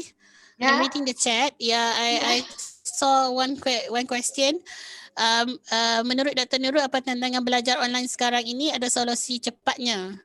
Di Malaysia sendiri, apakah provider jaringan sudah mendukung sampai ke daerah pinggiran? Yes, connection is still a problem here, but it's getting better. We during this pandemic, we still have students who cannot access internet in the rural area. But not, for my course, is okay, but some other course, and even if you can, if you see in Sabah and Sarawak, there's the news that got viral these days through YouTube. Or one of University Malaya students, she has to go up to the hill and climb a tree for 1 day 1 night just to do online tests and assessment and so on. So this thing is still happening in Malaysia. But in Semenanjung, in the peninsula, things are okay. I mean, not that bad. But in the Borneo, Sabah and Sarawak, yes, these are still a crisis. But it doesn't impact at the moment. For my personal experience, there is no problem. It's not a big problem yet. Okay, Dr. Pak Hambali sudah dijawab. Dr. Nurul, thank you for checking the chat Zoom. It's out of my expectation. You already answered 6 questions. Thank you so much, Dr. Nurul. Thank you so much to you all too. Yeah, so before we close your session today, actually thank you for spending like 1 hour and 30 minutes. Actually, it's quite long for your session, and thank you for still being with us through the Zoom. And let me give a conclusion for our session today. First of all, maybe for the second session, for those of lecturers or students, just please don't feel quite shame or hesitate to ask through the Zoom chat. We'll try to help you with the translation. The very important thing, we all can understand what Dr. Nurul delivered to us today, and hopefully we can be motivated by what we are talking for the last 1 hour and 30 minutes. And what is the important thing? The conclusion is the first, through our discussion and Q&A session. The first is Education 4.0 has 3 perspectives. The first is students, the second is lecturers, the third is university. These 3 aspects must go together if we really want to implement the Education 4.0, because the students must be the center of the learning itself. So maybe if those of you still feel like not really into your study period, maybe all of the students that attend today must change your mind and your way of learning, because you like it or not, you need to change, because the world, the technology era force you to change. Because like the Nurul already said, maybe in the future industry doesn't really look to the degree what you get, like bachelor, master. No, they're really looking what kind of certified skills do you got. And then the second is for the lecturers. We are quite not happy, but quite feeling relieved to hear from Dr. Nurul that being lecturers nowadays is really a tough process, because we need to prepare everything. Maybe because sometimes in students' perspective, they thought like the online class will be easier because the lecturers doesn't have to go to the campus, doesn't have to be in the campus all the day. But no, it's a quite wrong understanding, because preparing for online classes is way more tough, because a lot of content to prepare, and then a lot of challenges, sometimes like connections or maybe the understandings and a lot of things. So lecturers, for all my fellows lecturers of Islamic Royal, we need to prepare ourselves to implement education 4.0 because we need to concern about the outcome-based education. Maybe today, that if I can tell you in our maybe in our region, yeah, of course, maybe some island in Indonesia already try to think about the outcome-based education, but maybe in our region, in our eastern part of Sumatra Island, we still think study is only for producing alumni. It's only for giving students degree. So sometimes we kind of forget in the end of the day, what kind of students or alumni we want to produce, what kind of skills we want they to have. So it's quite interesting. Like it or not, sooner or later we will facing the outcome-based education because the era, this 4.0 era, lead education to the flexible learning, right? That flexible learning. Yes. And then for the university, for the STMika Royal, for the foundation that support all of the operational in campus, maybe this is a great opportunity to try making a master plan for implementing the education 4.0. We have no idea, maybe 10 years ahead, maybe there's education 5.0. We have no idea, right? Because Yeah. technology develops so fast and we cannot run away for that. So yeah, like I said, like it or not, we need to think about it. So for the university, maybe we can implement some of like university as a platform, that Yes. UAAP and education as a service. So it's not about how many students we get every year, how many students we graduate every year. It's about what kind of alumni we want to have in the future, how we want our campus to be reflected as we of course we want our campus as the only one IT campus in eastern part of Sumatra Island. We want to have an image as the IT entrepreneurship campus. It's already in our vision and mission that but even but actually we have no idea can we reach it or not. But actually it's a dream and everything starts from a dream. So yeah. Inshallah. We also have a lot of challenge and difficulties here, especially yeah for the internet connection. I think for the awareness we already have the awareness for doing the education 4.0 implementation, but maybe the facilitate, maybe this is a kind of suggestion for our government. We always tell them, please facilitate us with a good internet connection, please facilitate us with a good facilitation like ebook things. So yeah, technology and internet connection still be a big deal for us nowadays. And then the second, education 4.0 is heading to the outcome-based education. So maybe we as the lecturers need to rebuild our spirit again, because we need to understand as a lecturers, we need to be the main elements to do this education 4.0, because sometimes our students doesn't really understand well about this.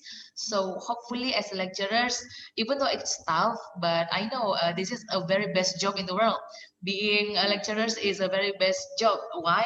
Because we not only think about the salary or the pride, but we also get amal jariah, ya Dr. Yeah, Because cepat. being lecturers, students can remember us as a very useful person in their life. Jadi mungkin dalam bahasa Indonesianya menjadi dosen itu adalah amal jariah, karena ilmunya bisa dikenang sampai kapanpun, bahkan ketika kita sudah tidak ada, ketika anak-anak yang kita ajar masih menggunakan ilmu yang kita ajarkan, kita pun masih mendapatkan pahalanya, right, Doctor? Yes, that's Yeah. the best motivation. Yeah, that's the best motivation, because of course the adaptation for the technology is really tiring, especially maybe for the, like Pak Indra said, the non-IT lecturers, how we can survive with this huge expectation for education 4.0. Well, actually we can do it step by step. We can make it, of course. And the last is this pandemic opened our mind about the importance of education 4.0. Sometimes we found like our students doesn't really interested doing class online and doesn't really think doing the e-learning using our e-learning website is important. By pandemic, like it or not, we have to when we must using it. So yeah, it's like quite reflecting for us in here, because sometimes that if I can tell you, we can feel like not confident with our situation because we are quite far from the capital city and we are have a lot of difficulties and limitations. Sometimes we feel like not so confident, can we make it or not. Sometimes if we look to Malaysia, even we are neighborhood, even we are quite more likely similar, sometimes we feel like yeah, Malaysia will be better and Indonesia is not. I always said no, it's not about the country, it's not about the person, it's about your motivation, it's about how strong our willing to change. Like the Nurul said in the conclusion, we need to push away the negative mindset, we need to keep it positive, because I know everything first, everything start with the beginning must be the hardest part, because we need to adopt technology in our daily life, especially in learning. And sometimes most of parents in here, sometimes they feel so confused, why my child is studying through a computer, why there is no lecturers in front of them, why my child doesn't go to the campus, can he learn, can he understand, and what is the use of the campus, because they cannot enter the campus. So does my child really learning or not? Sometimes something like that. We are quite a little bit tired, because we need to explain like again and again, like even though your child is not going to the campus, they are still learning. If they are looked at their phone or at their laptop, they are learning. So learning is not going to campus, meeting the lecturers, having a classroom in the offline ways. No, even today, even when once we are announced this webinar, they're quite confused how we can doing a seminar in online way. How can we how can we understand, and when they saw this share screen through the Zoom, they understand and they feel like so amazed. And if I can tell you that right now their expression is so excited, because they can see you and have a clear presentation, because they feel like, how can I understand the keynote content if I can't meet her directly?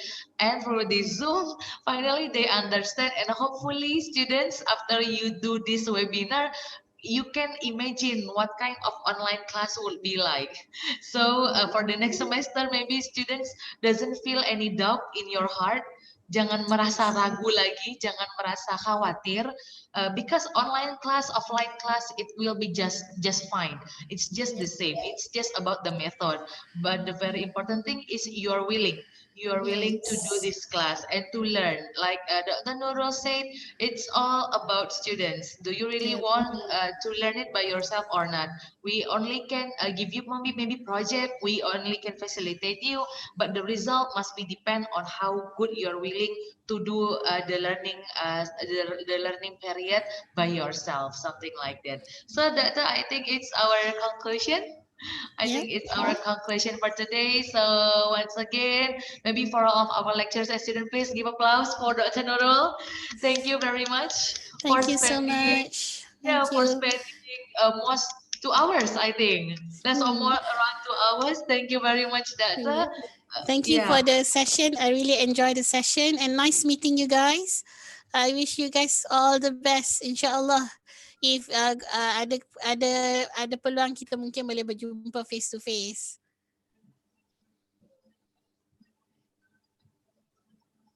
Halo, Data? Hello, okay. Ya, okay, Data. Okay. InsyaAllah ada peluang kita mungkin bisa berjumpa. Ya, lagi, hopefully. insyaAllah. Ya, hopefully bila tahun hadapan tak akan ada lagi pandemi, we can meet directly ya, Dr. Ya, insyaAllah. Okay, Doctor. So I think that's all. Can I just give one final pesanan kepada pelajar? for sure, Dr. Okay. To the students, at the end is all about yourself. Jadi anda soal diri anda sendiri, setakat mana anda mahu berjaya? Setakat mana anda jauh mana anda ingin pergi? So sekiranya if there is a will, there is you will work for it. I mean, walaupun susah, you akan cuba. Perlu cuba sebab yang menentukan kejayaan anda adalah diri anda sendiri, usaha anda di sebalik doa dan ketentuan Allah. Tapi kita sebagai manusia, kita harus berusaha. So jangan letakkan tanggungjawab itu kepada dosen. Jangan letakkan tanggungjawab itu kepada perkara lain. Tanggungjawab itu adalah pada diri anda sendiri. Okay, Dr. Thank you very much, Dr. It's a very meaningful message. Jadi pesannya sangat bermakna sekali. Jadi semua tergantung kepada mahasiswa mau jadi apa, mau bagaimana, mau berjaya sebagai apa ya, Dr. ya. Yes. Okay, Doctor. So thank you very much, Doctor. Hopefully you have a good day. If you have another things to do, you can leave this meeting. I will follow up your certificate through the WhatsApp, and hopefully what we're talking today can give a lot of good impact for the participant that attend the webinar today. Thank you, Doctor. Assalamualaikum warahmatullahi wabarakatuh. Waalaikumsalam warahmatullahi wabarakatuh. Okay, for next session, I will give to Mr. Danny as the second moderator for Miss Linley session. Thank you. Hello, Assalamualaikum warahmatullahi wabarakatuh.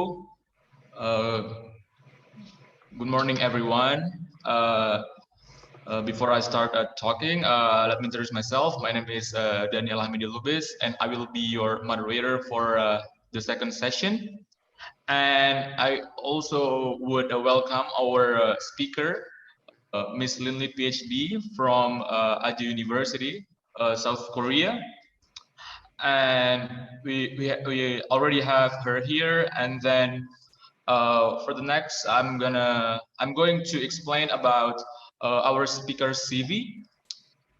And anyway, can you all hear my voice?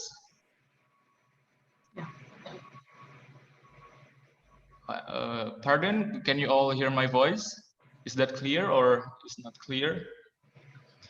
Okay, so our speaker, Miss Linley, PhD, she is currently a lecturer in Aju University, Korea, and she has also possessed some teaching experiences. In 2018, she was a guest lecturer, Introduction to Management Information System in Kyunghee University, Korea.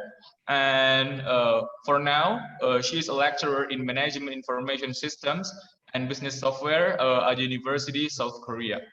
And she has research and teaching interests on some field of studies. The first one is online reviews, data analytics, image mining, sharing economy, and security and privacy. And Ms. Linley, PhD, also has some research papers, published papers. A few of them are a paper with the title of Exploring the Effect of Heuristic Factors on Popularity of User-Created Information Processing and Management. And the most recent paper is identifying the effect of product types in relationship between product discounts and consumer distrust levels on internet and information system. And that's only two of a lot of research papers of her. And the other thing is Ms. Linley, PhD, has also some conference presentation experiences. The first one is Linking Privacy Concern for Traceable Information and Information Privacy, Hawaii International Conference on Systems Sciences. And the next one is Social Anxiety Matter and Satisfaction and Use Continuous Intention of Chatbot Services, Workshop Munich, Germany. And she has also some honors and awards. The first one is Excellent Paper Award, the Korean Academic Society of Business Administration Consortium 2019. And in 2018, she was awarded the Best Student Paper Post ICoSSIT workshop. And for our speaker, Ms. Lonely PhD, please have your session. Okay, can everybody hear me? Yes, yeah, we can hear you. Great. First, thank Danny giving me this chance to have the opportunity to present at the keynote speech. I'm very honored to have this chance. And also, I've never been to Indonesia. Actually, I was hoping that I might have a chance to go, but sadly, because of the very situation, we have to do this online. So I hope that you can enjoy my presentation. So I think I have 1 hour to present, right? Is my yeah. I apologize, Professor. I haven't explained about the time. Yeah, no problem. So could you give me some time to explain about the time to all participants? Yeah. Sure. Thank you very much. Okay. So for all participants, we have 1 hour, and we have 40 minutes for explanation from our speaker, and then the next 20 minutes will be Q&A session. And Professor, do you mind if I explain in Indonesian in some cases, because we actually do not really use English? Okay. Just explain to me in English so I can understand. Yeah. Ya, thank you, Professor. Bapak Ibu, semua peserta, jadi kita ada 40 menit untuk presentasi materi dari pembicara kita, terus ada 20 menit untuk tanya jawab. Dan untuk tanya jawab, jangan ragu, seperti kata Ibu Rizky, jangan ragu, jangan sungkan untuk bertanya. Kalau ingin bertanya, silakan tanyakan saja dalam bahasa Indonesia. Saya di sini akan membantu untuk mentranslate atau menerjemahkan dari bahasa Indonesia ke bahasa Inggris. Seperti itu. Oh iya, jangan lupa juga kepada Bapak Ibu dan seluruh peserta jika ingin bertanya untuk menggunakan fitur raise hand. I think it's enough, Professor. Thank you. Okay, so I will use around 40 minutes for my prepared PPT slides. So let me see if I can share this.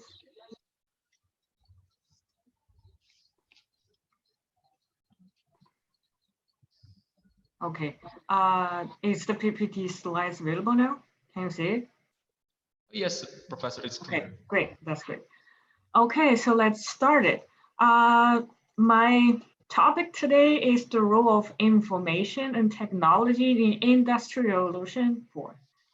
So as Danny kindly introduced me, I am Lini, currently working at Aju University in South Korea. And today's topic, I plan to talk in 3 big parts.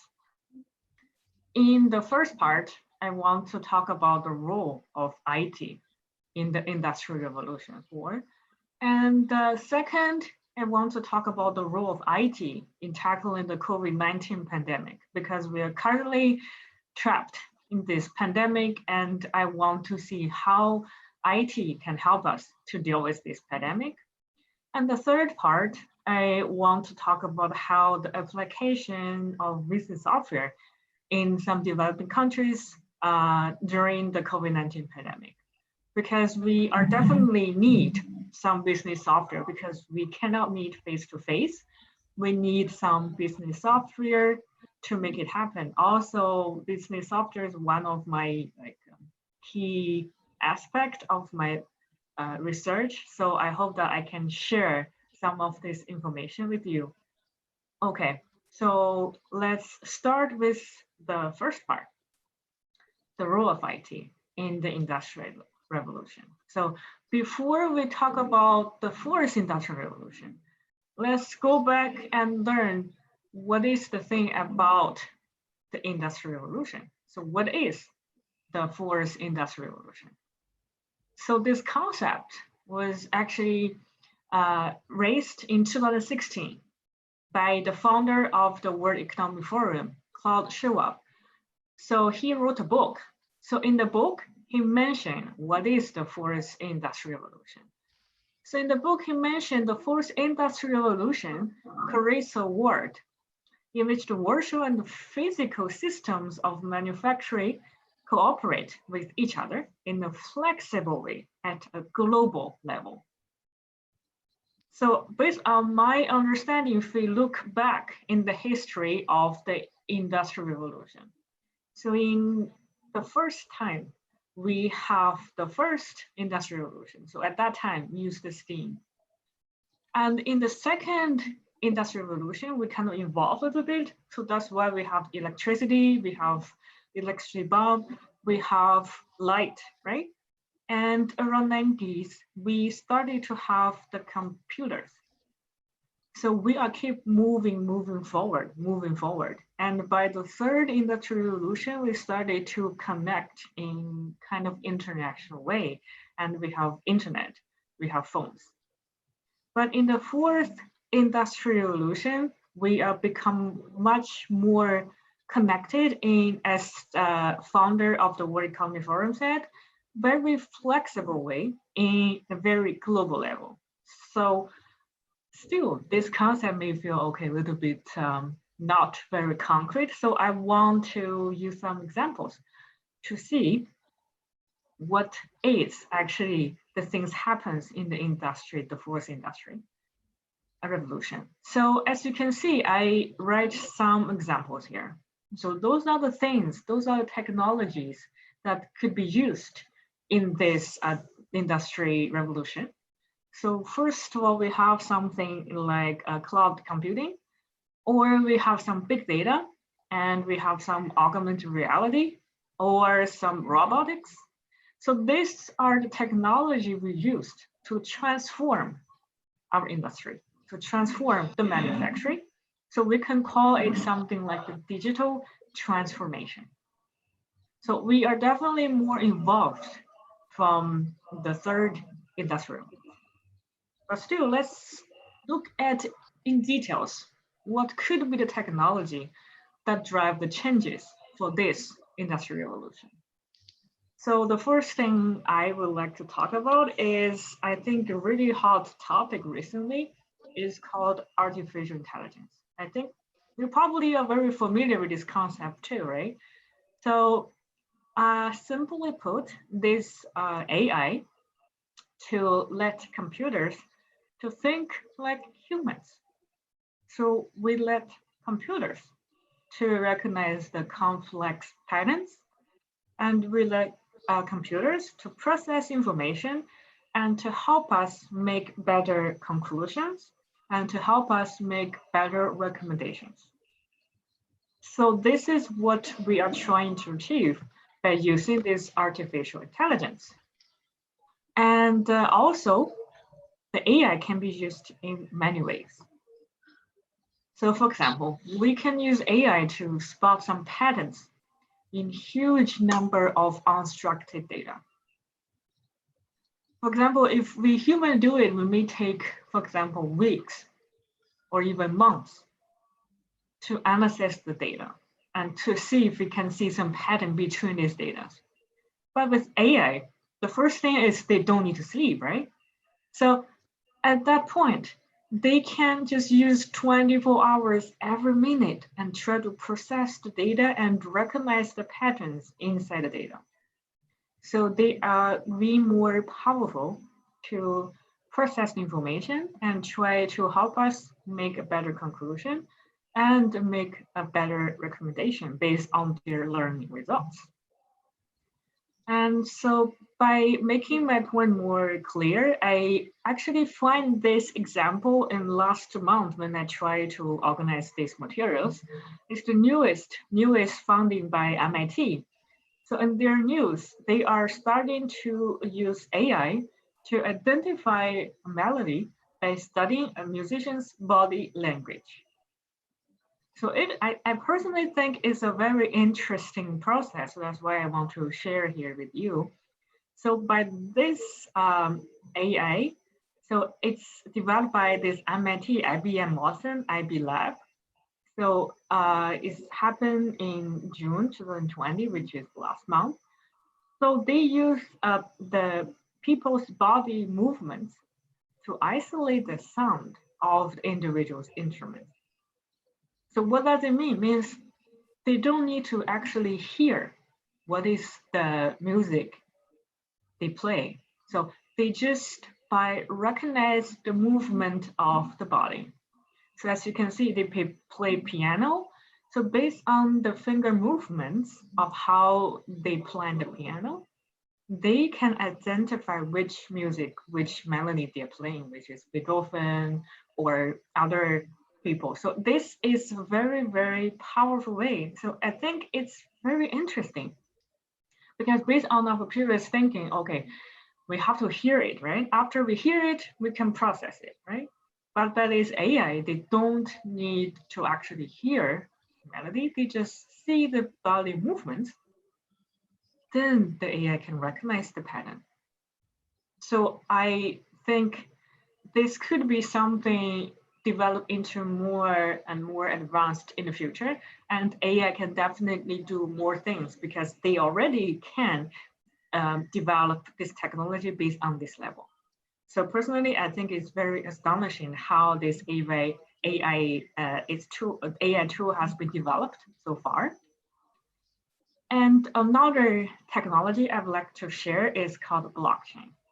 Actually, this concept has been super popular in 2018, I think. At that time, I remember I was on the bus and almost like at least two or three people around me would talk about, oh, I bought some like blockchain in the crypto market. Oh, I have traded today. Oh, I lose this money. I earn some money from this Bitcoin. So at that, I think 2008 is like a roller coaster, but reached to the highest point. So at that point, the blockchain is super popular and everybody's talking about it. But I think from this year, it started to become not that popular, but still is a Bitcoin's value may change, but this technology behind Bitcoin, which is called blockchain, this technology, it's still a good way for us to move on in the technology development. So what is a blockchain? So actually blockchain is a secure, decentralized, and transparent way of recording and sharing data, which means they don't need to rely on the third-party intermediaries. So for example, I can directly share my money with Danny without using the bank because our transactions are all recorded in the logs of the blockchain. So everyone inside this blockchain can see the transactions. So which means the banks may not be that useful as it currently are. So that's why this is the power of this blockchain technology. So it's decentralized and we don't need to rely on the third-party intermediaries as much as we do now. So this technology can be used in many aspects.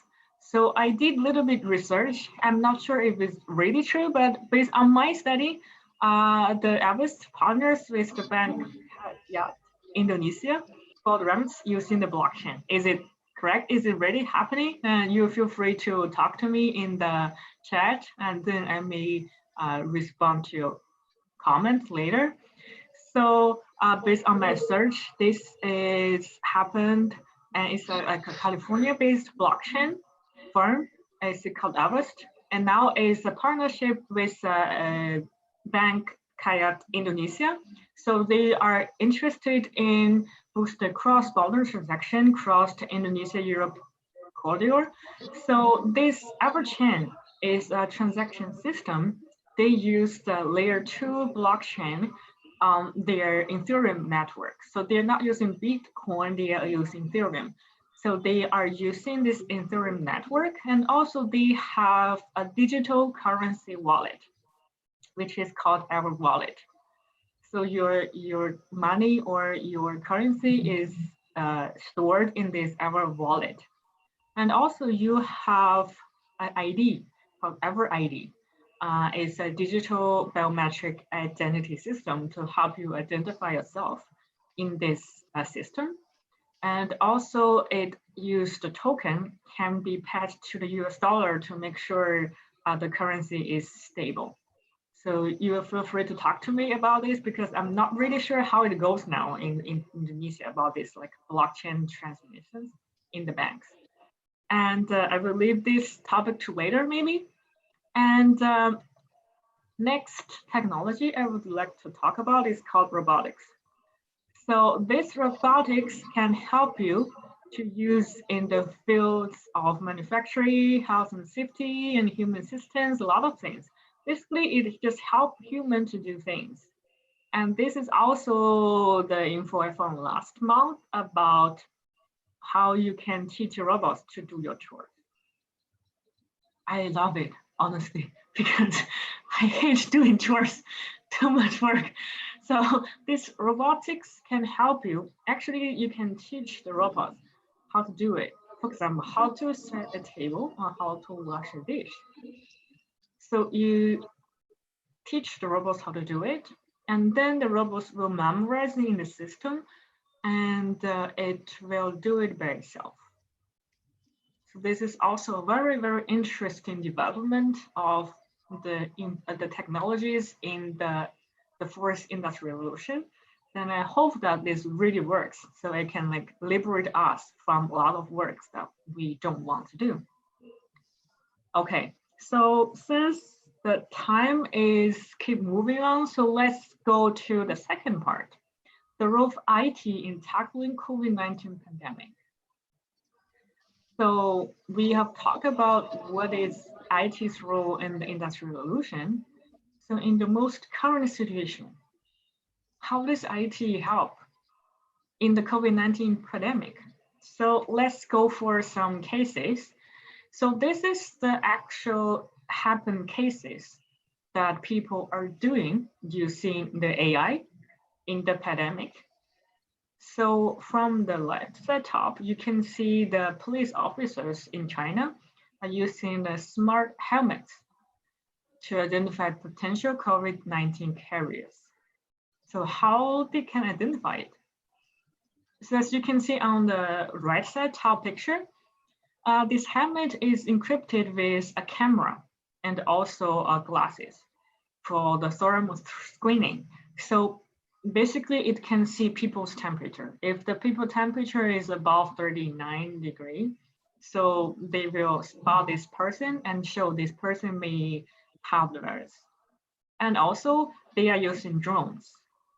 So as you can see from the left side bottom picture, a staff is trying to operate the drones. On the right side, you can see the drones can give a live feeding about people's temperature. And you can see the peoples are showing this thermal screening. So they can also know which person's temperature may be high. So this is how they're using the AI technology to encrypt their helmets and the drones and try to find out who have infected. And also this is another example how this technology, big data, is used. So as you can see, actually I found this data, and this is in 2020 spring break in States, and I think is in Lawrence Beach. And in here, you can see at first, on the left side, there are actually very, very limited people on the beach side, right?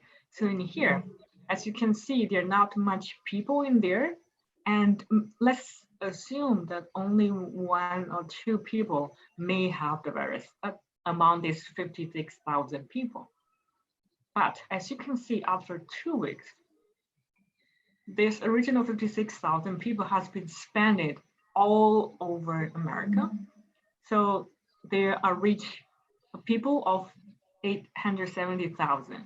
So it's original, this tiny amount of people on the beach side has been spread all across the country. So as you can see, mostly, of course, is on the east side because it's originally started in Florida. But as you can see, some of these even go to San Francisco, I'm not sure, California side anyway. So this means the virus is spreading very fast. So we need to use some big data analysis to track everybody. So in this way, we can know, okay, where is originally started and then where it spread it to and how we can deal with this with the technology of big data. Otherwise, we cannot know where people have been to because it's too much people and too big scale that we have to track on. And next thing I want to talk about using big data is called rationally social context. So as we all know, because of the pandemic, many things become virtually. For example, this museum, a national museum in central Jakarta, has become online, and people can see what happened in the museum by a virtual tour. And also on the right side, you can see that from this chart, it shows you what things are relatively more important and what things need very, very close contact. So let me give you an example. So the museum on the left side, bottom, right? So left side bottom, you can see museum. Means that it's relatively less important because on the y-axis is low, right? But on the danger to proximity index, it means that these things are also not very high. So these things are the things we decided to close. Okay, because based on this, these are things are not super important in our daily life. So we decided to close it because of also it's kind of relatively less danger. And also you can see on the right side, some restaurant, sit down restaurant on the top right side, you can see the danger to proximity index is very high, right? Means people are very closely seated to each other. If one person caught virus, other people are very likely to caught it in a very close environment. And also this importance are relatively higher. So that's why many places decided to close the sit down restaurant because of the danger of the social contact.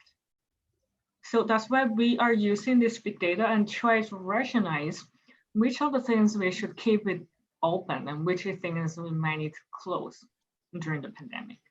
So this is also a very important example of how this big data is used in this COVID-19 pandemic. And let's move on to this one is about robotics. How can robotics kind of help you to practice social distancing? It's a very interesting example, and I should see if this video can be showed. Just give me a minute, let me see how it works. I think I need to share my, okay, just give me a minute.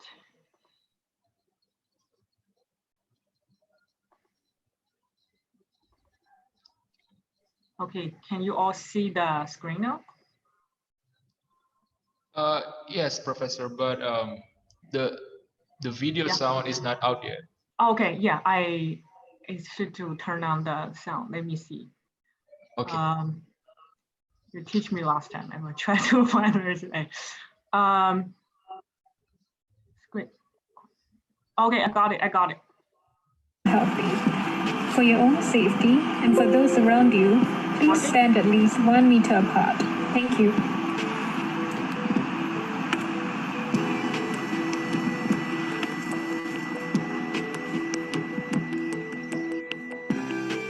You know, we started out using SPOT in a variety of hazardous environments like refineries and electric power plants. But now that this pandemic is on, people realize that there's lots of situations where you'd rather not have human contact. And so the robots come in there and been a useful tool. For those around you, please stand at least 1 meter apart. Thank you.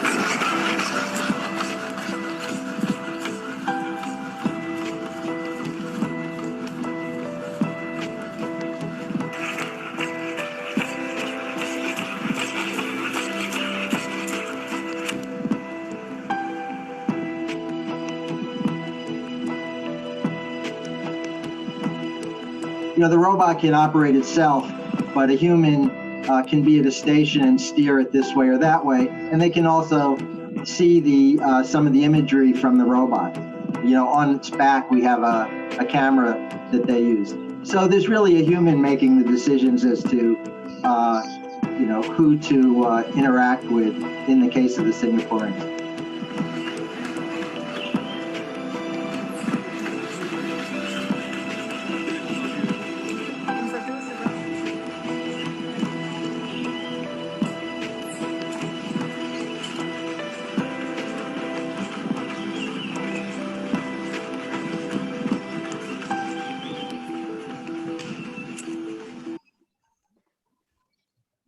Okay, let me share back my PPT slides.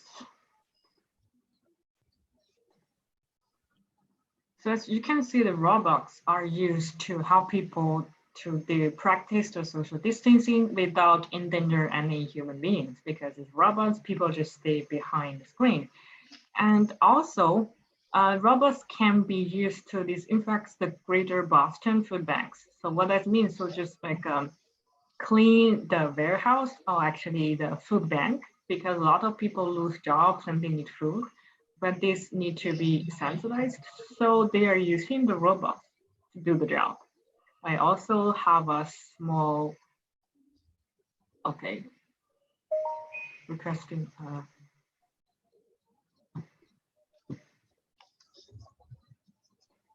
Okay, so as you can see, there is the video here.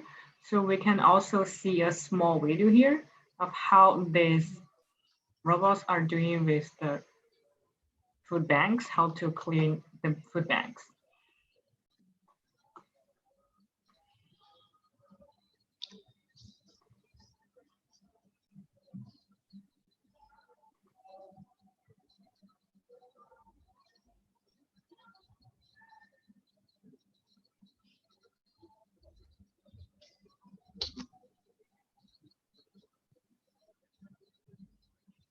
You can see the video.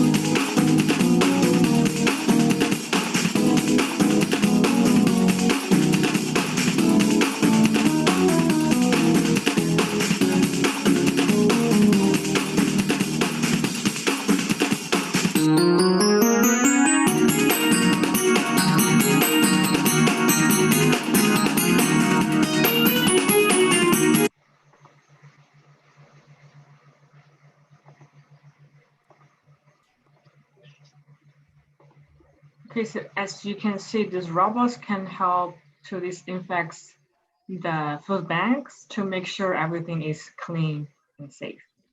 So this is how this IT technology is using in the pandemic.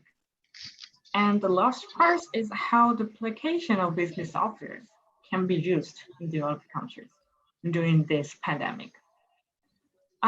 So first, before we see the softwares, we need to first see how the digital behaviors have been changed because of COVID-19.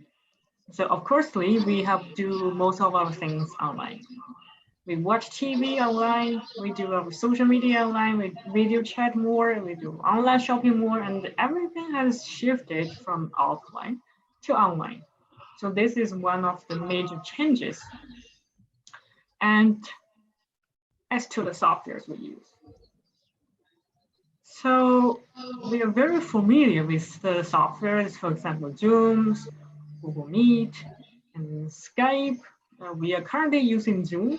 So these are a very effective way to help us to meet not in person, but online through the face-to-face interactions. And also there are some other software, for example, this Atlassian is also a free software and help to do, for example, the cloud editors of the corporation softwares, and also can do the project management softwares as well. And also there are some other things we can use for the business analytics and data analytics. As you can see on the screen, it's on the right side, it shows how the Tableau works. So Tableau is a free data resource hub to help you to see how you can deal with this COVID-19 data. So it gives you access to a lot of data. For example, the World Health Organization data or the US CDC data. So as you can see, you can click it and it can choose you the data, and also you can download the data for further analysis.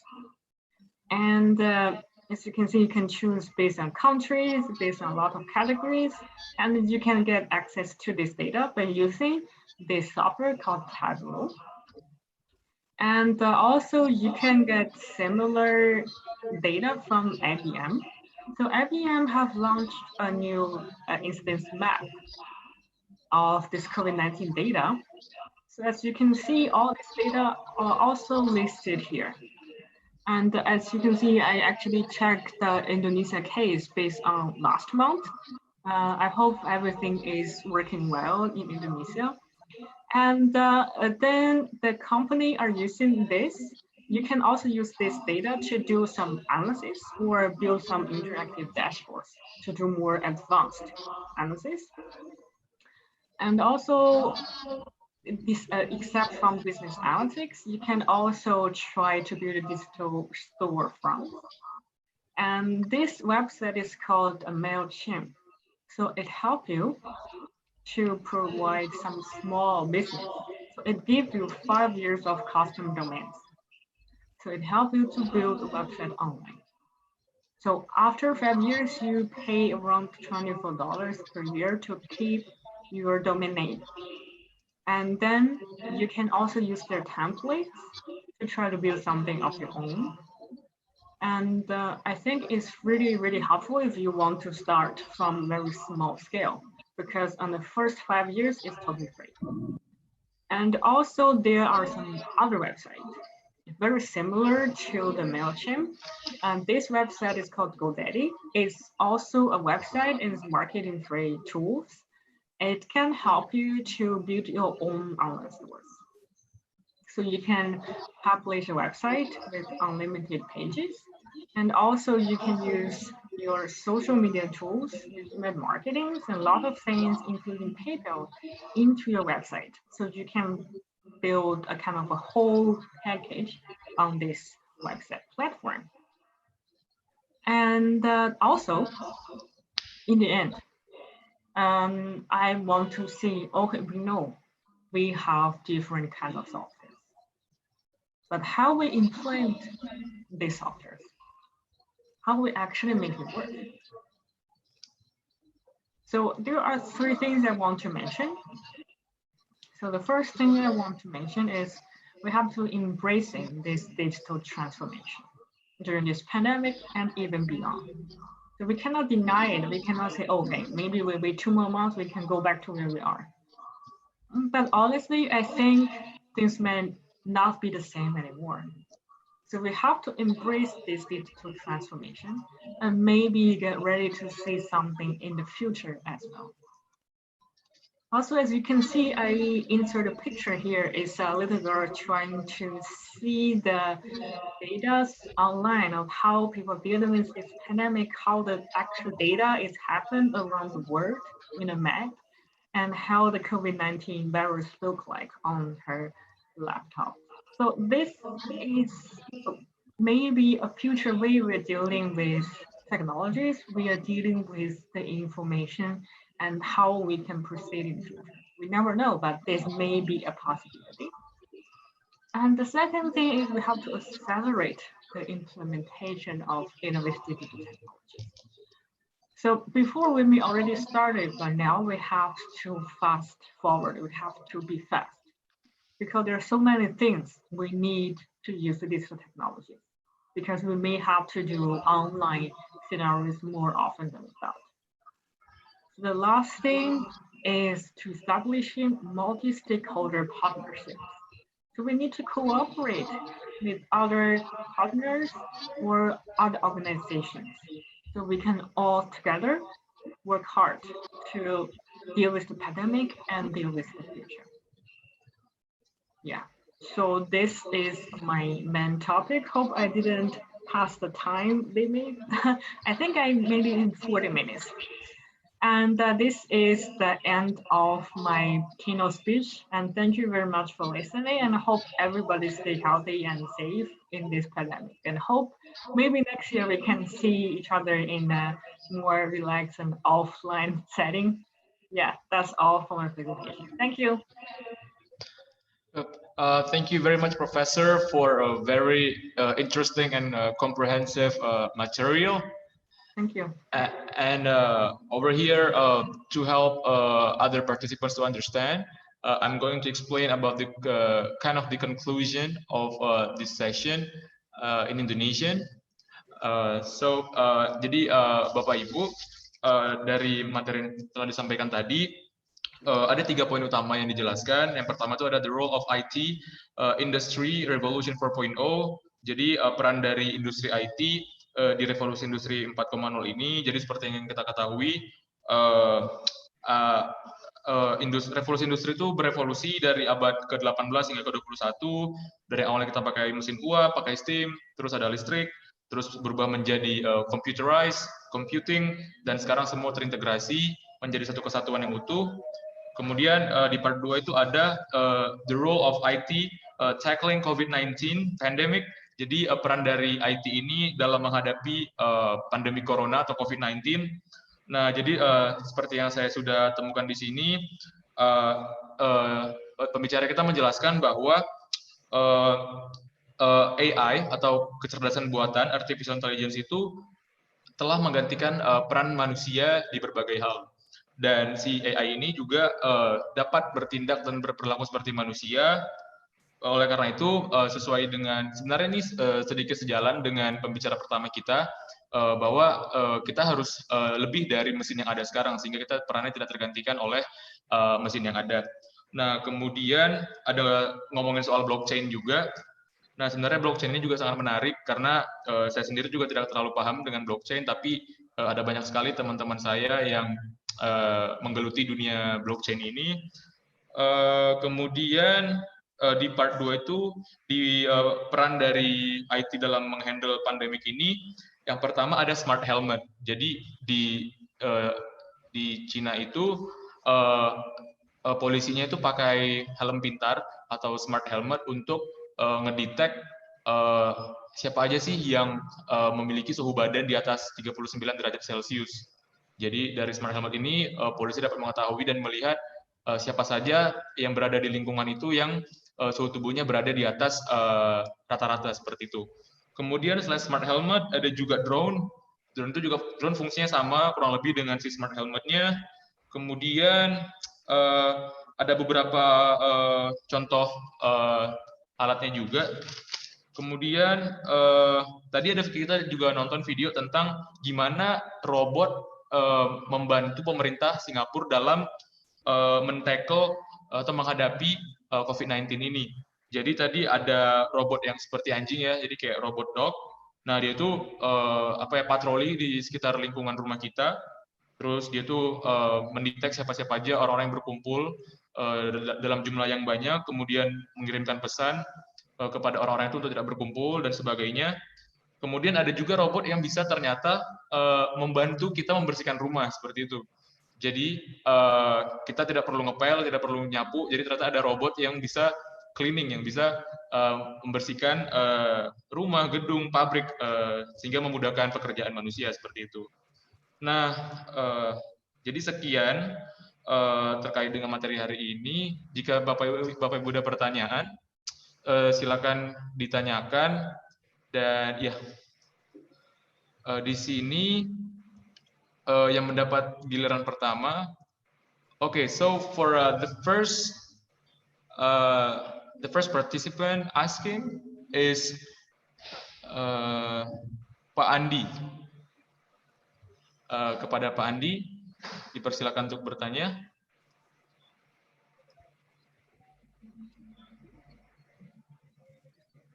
Pak Andi?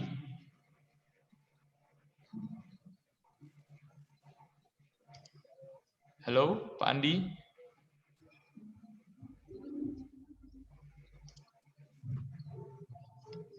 Pak Andi masih di mute ya? Halo Pak?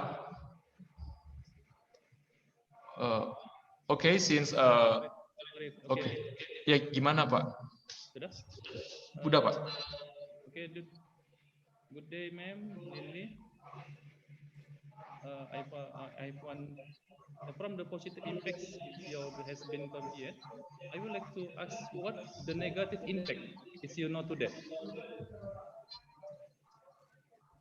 Kedengaran kan?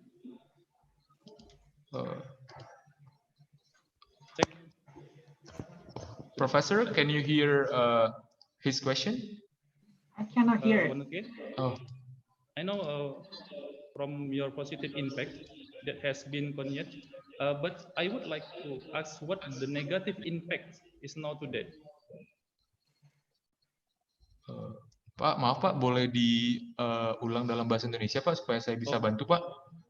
Saya butuh kira-kira tadi kan sudah disampaikan tentang dampak positifnya ya, dampak positifnya mulai dari drone, helmet, kemudian robot dog dan segala macam. Kira-kira dari hasil penelitian yang diperoleh, dampak negatifnya apa gitu? Artinya kita juga perlu tahu dampak negatif yang diperoleh gitulah.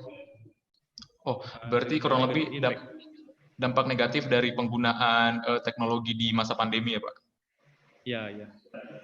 Okay, so Professor, I'm going to try to translate the question. Okay. So the question is, he asked that because you explained quite a lot of things about the positive impact on the use of technology during this pandemic, and what about the negative impact? Does it have negative impact? Or yeah. Actually, a very good question because of the IT is used to track individuals, as you can still see my PPT slides. Yeah, so people are kind of under some kind of surveillance. So wherever they go, they're under the cameras. And even they go out, they are kind of under this database. So actually many people started to feel they lose their privacy. And they don't have their human rights as they would have before the pandemic. Now they are just each database in the country's whole data set. So many people think it's a violation of their rights.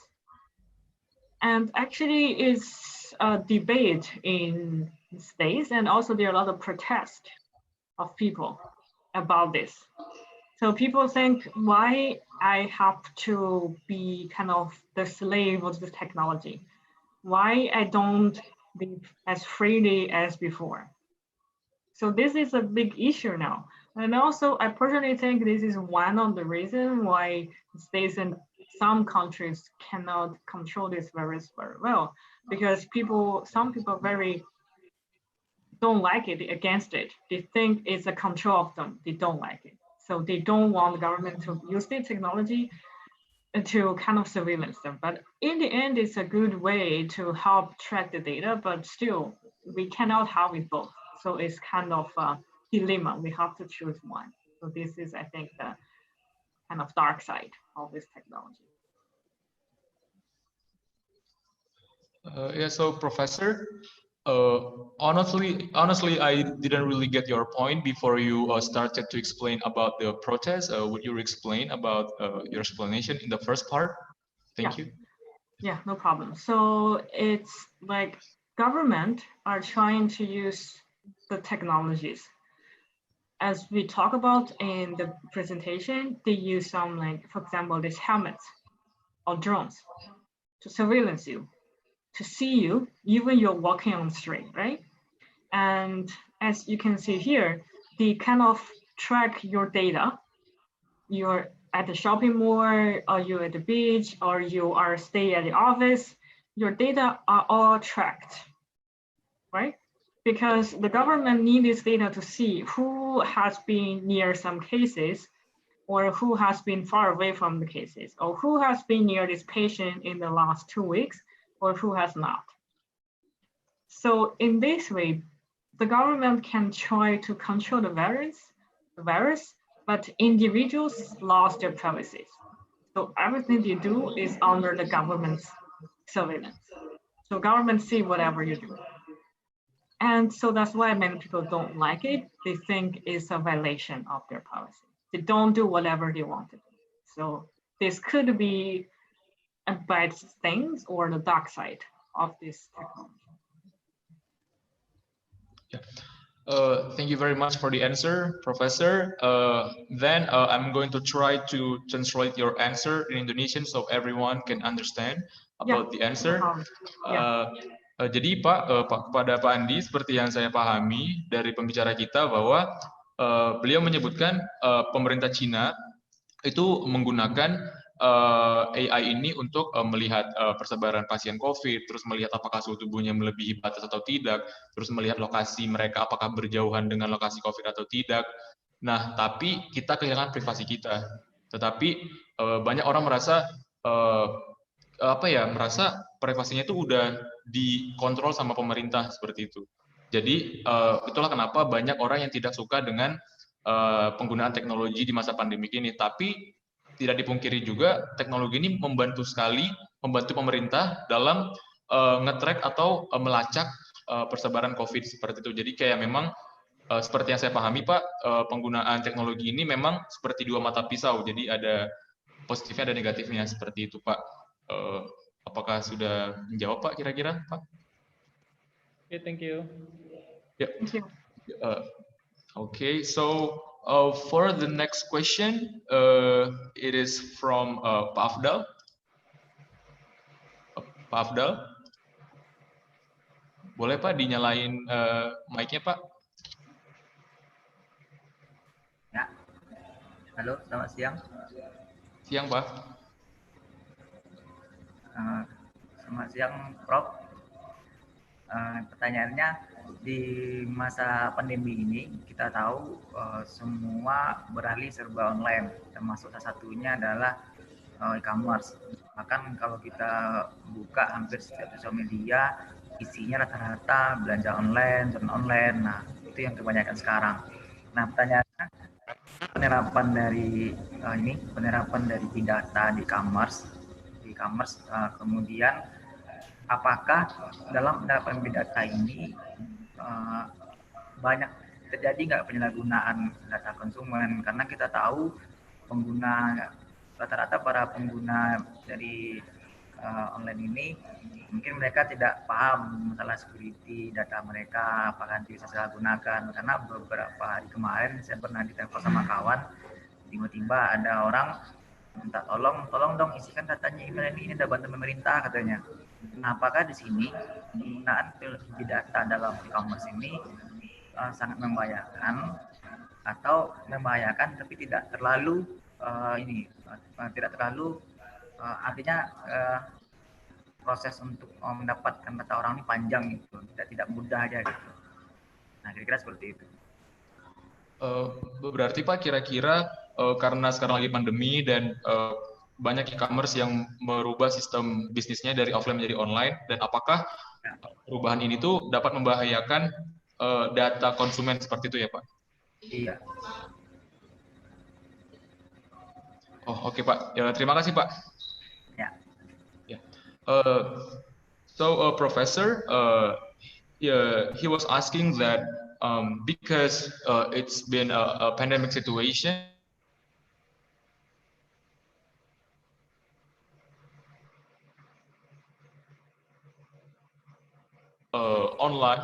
from offline to online, and regarding to that change of process, sorry, could you all hear my voice? You kind of like start in the middle. Could you start from the beginning again, please? Oh, sure. Your signal's kind of stuck. Yeah. Yeah, sure. Okay, so the question is, because it has been a pandemic in the past few months, and a lot of e-commerce have changed their. Oops. kind of. Sorry, you got stuck again. Okay. Okay. I heard many shops started changing from offline to online. Then what? Okay, from offline to online, and then Professor, would you give me some time to talk to the committee? I think like the connection is not really stable.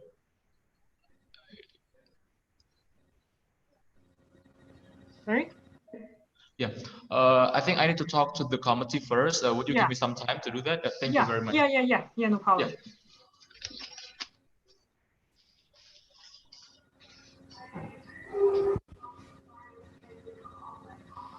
I'm not sure it's a problem from my side or from your side, because it's been working fine for almost 1 hour and suddenly it's having some problem.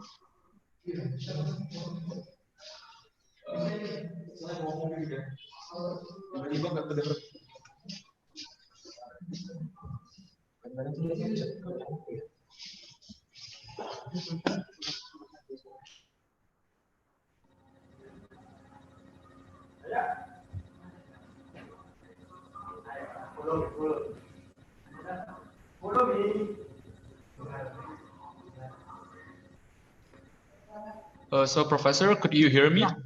Yeah, much better now, Yeah, okay, that's good. Okay, so the question is regarding to that process from offline to online, the question is asking that is that kind of risky for data security for every consumer? What do you think about that? Okay, that's also a good question.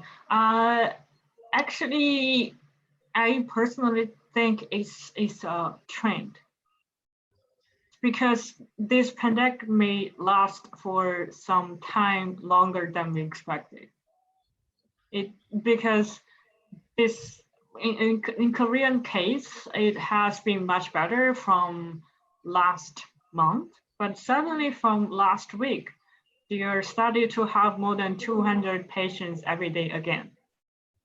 So with the winter coming, things may get very messy again. So this may be a pandemic that we have to stuck for 1 year or 2 years or maybe 3 years, then we will be okay.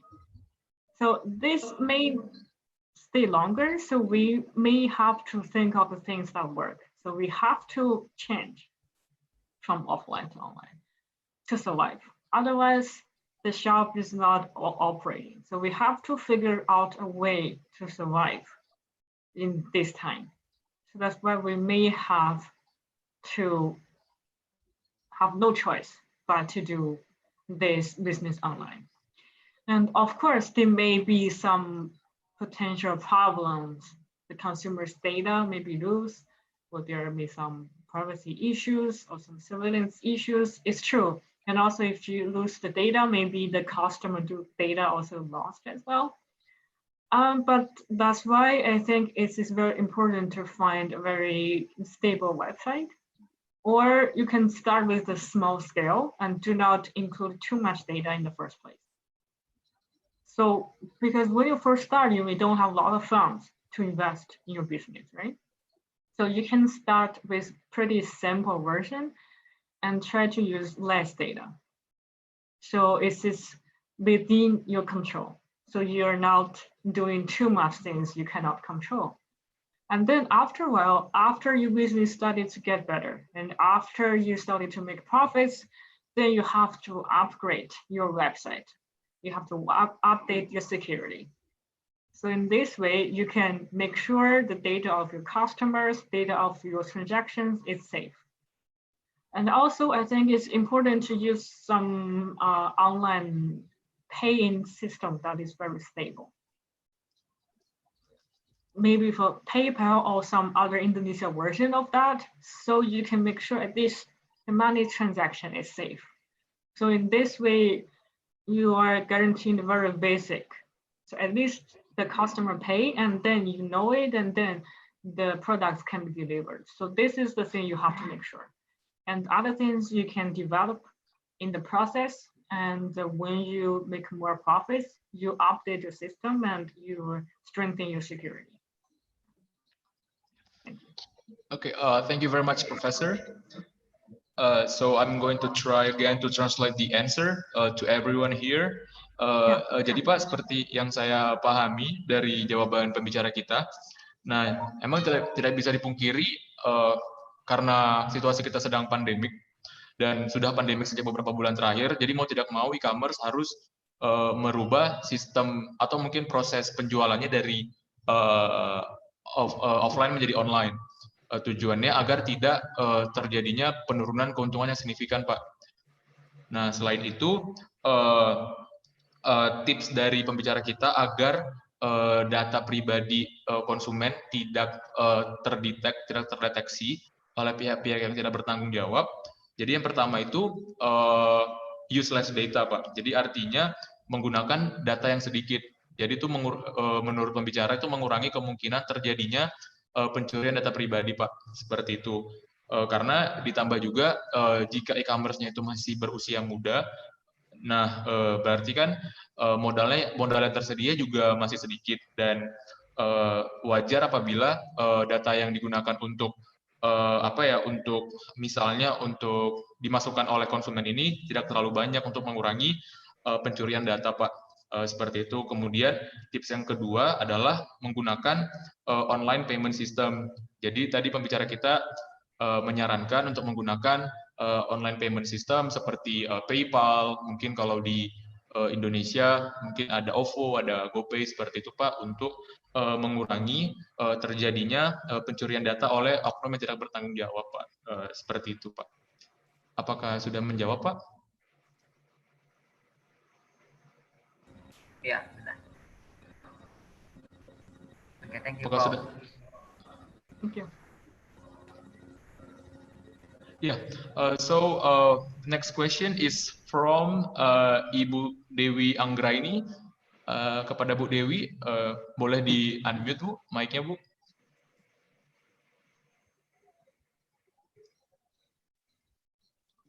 Bu Dewi.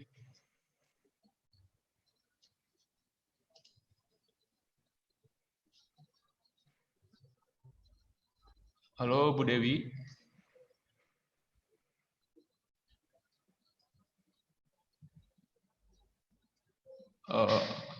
Okay, since Bu Dewi is not answering yet, we have okay. We have another question in our chat. So it's from Pak Arwin Halim. So the question is, what is the most interested theme and topic in Korea in 4.0 industry? And then could the speaker give some example of research title that are very interesting in Korea? I think that's the next question, Professor. Okay, thank you for the question. Currently in Korea, what's popular is about this AI. It's among the most popular. And of course, robotics also popular, blockchains are popular, but I think the application of AI has been among the most popular topic in Korea currently. So what researchers do is they try to develop some algorithm, which is supported by the AI, and then try to apply it to some industry. For example, the banking or the driving or even some pattern recognition. So these algorithms can be used to recognize some data or can be applied in a real life situation. Okay, so that is the current situation or current trend in Korean case. So I think based on my knowledge, they are using this AI algorithm and to try to develop the automatic driving cars recently. So the algorithm is kind of there's the camera and also there's object detection using this AI algorithm. Okay, So when they are try to check the car, they try to let it drive itself without any driver. And this camera can be used to pick up the objects. For example, there are some people or some trees or some road or some traffic lights.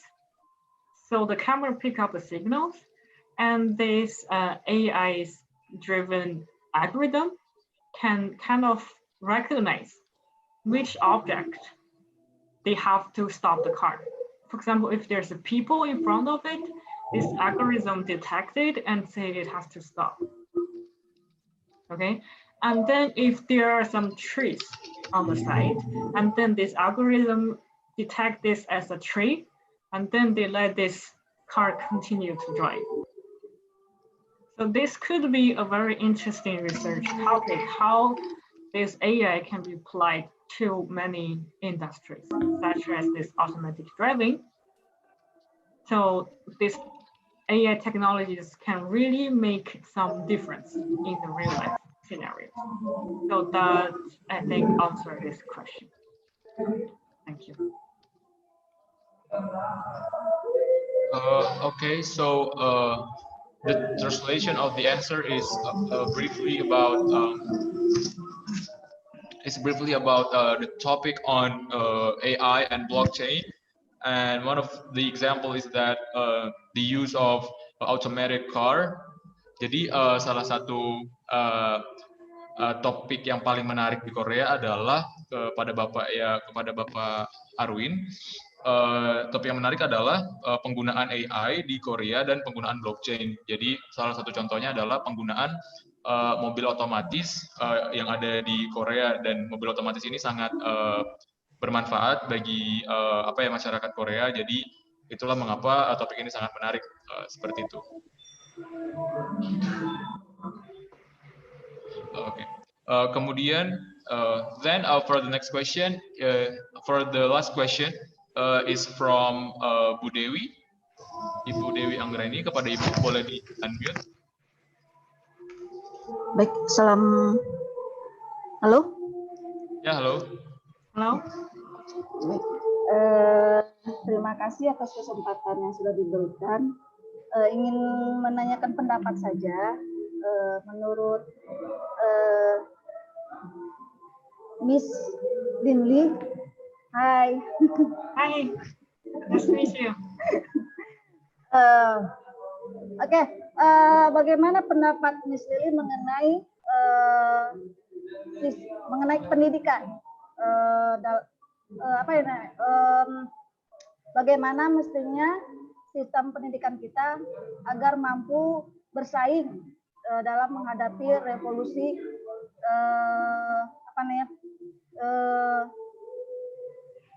revolusi industri ini, industri 4.0 ya. Ya. Itu. Halo? Mati. Terima kasih Bu atas pertanyaannya. Ya, sama-sama. So the next question is our participant asks you about your perspective on our education system in order to be able to stay competitive in this era of Industrial Revolution 4.0. Yeah. Okay, that seems a tough question. So how to stay competitive in the education industry? Let me think about it. I think it's important to do, as we talk about the digital transformation. Can you still see my PPT slides? The digital transformation.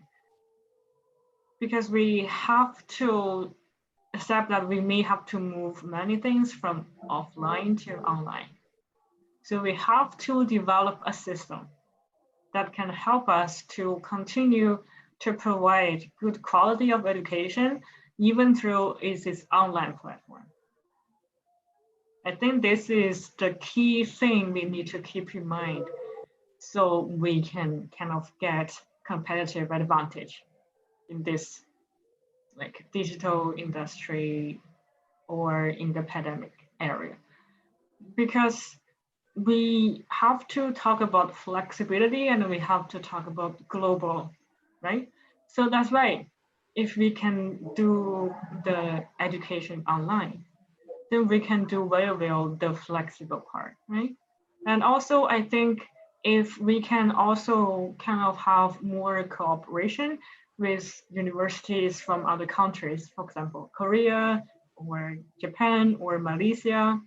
So these countries, we have a cooperation, so we can all work together.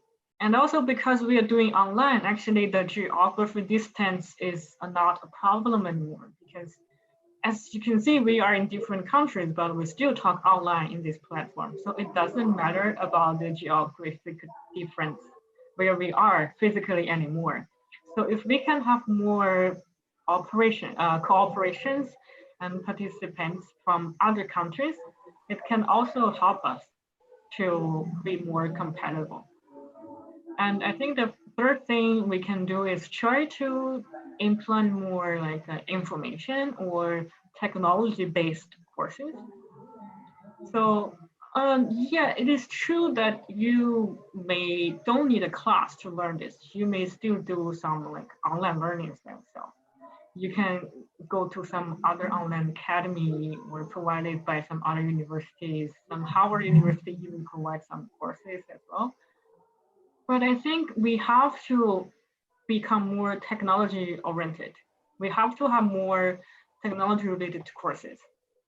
So we can equipment our students with more technology in their brain so they can have more technology related jobs. So keep them more competitive in the job market.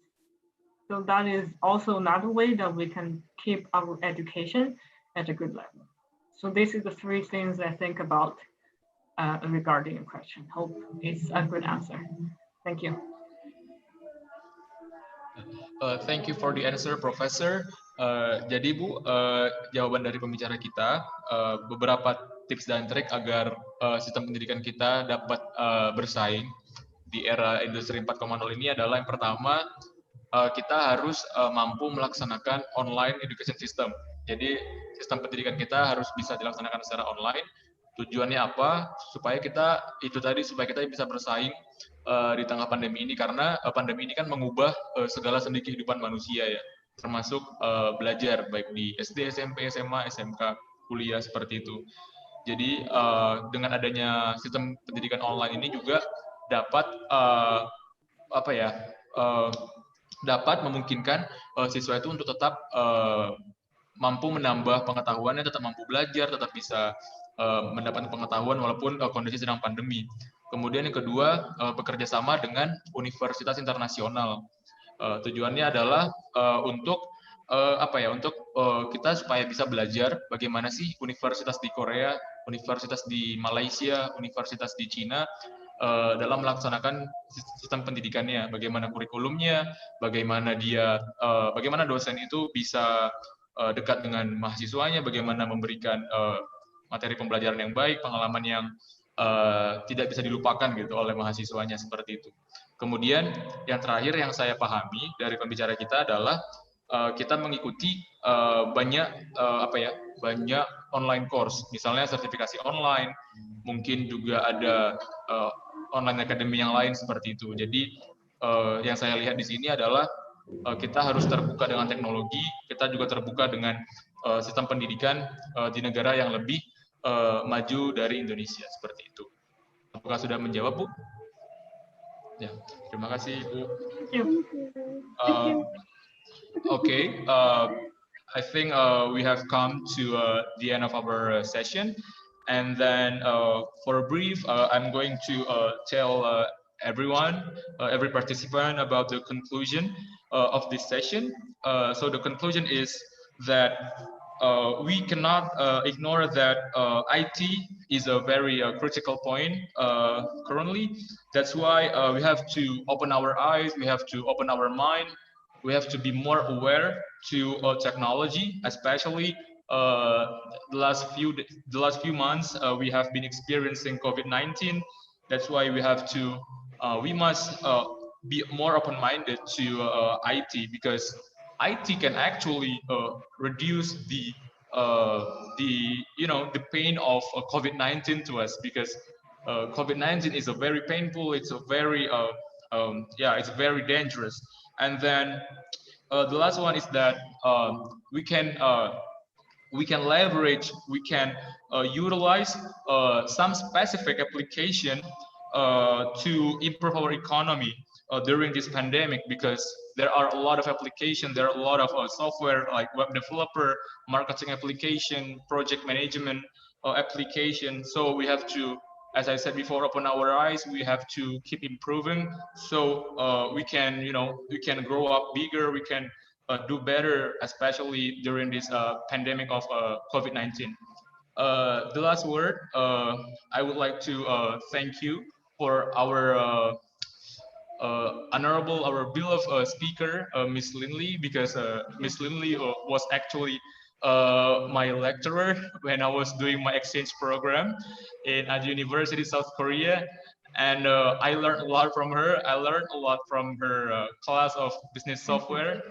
Yeah, and yeah, the South Korea is a very developed country. I learned a lot. And then for our speaker, Ms. Finley, the electronic certificate will be given to you in the next couple of days. So don't worry about it. Okay, and then yeah, and like I represent everyone here and our campus, convey thousands of gratitude to you for being the speaker in our conference. We are very happy. We are very enthusiastic. Yeah. Thank you so much for this opportunity. Yeah. Thank you very much, Professor. I hope we all can meet in a more enjoyable situation in the future. Yeah. Thank you. Yeah. Thank you so much. Yeah. Thank you very much, Professor. Yeah. Thank you. Yeah. If you have something to do, you are allowed to leave this conference, Professor. Okay, I got it. Thank you so much, all. Thank you. Thank you very much, Professor. Give Thank applause you. to our professor, to our speaker. Yeah. Thank you. Thank you. So I think the flow of this event is given to our MC.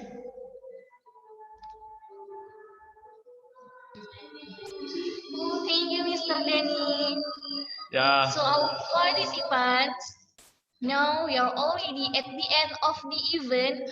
We are so sorry if there is some mistake for this event. And thank you so much for Ma'am Lindley and Ma'am Professor Nurul. I'm so glad to meet you.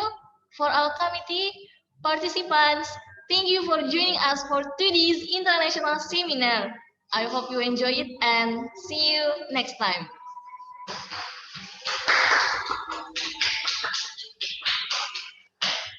After we close this event, for presenters, please don't go everywhere. Parallel session will begin in 15 class. We keep on staying in this Zoom, and participants who come to join, you can stay here, but if you don't want, you can leave it. I will turn the time over to Ma'am Citra. I invited Ma'am Citra will guide the next. Billahi taufiq wal hidayah. Wassalamualaikum warahmatullahi wabarakatuh.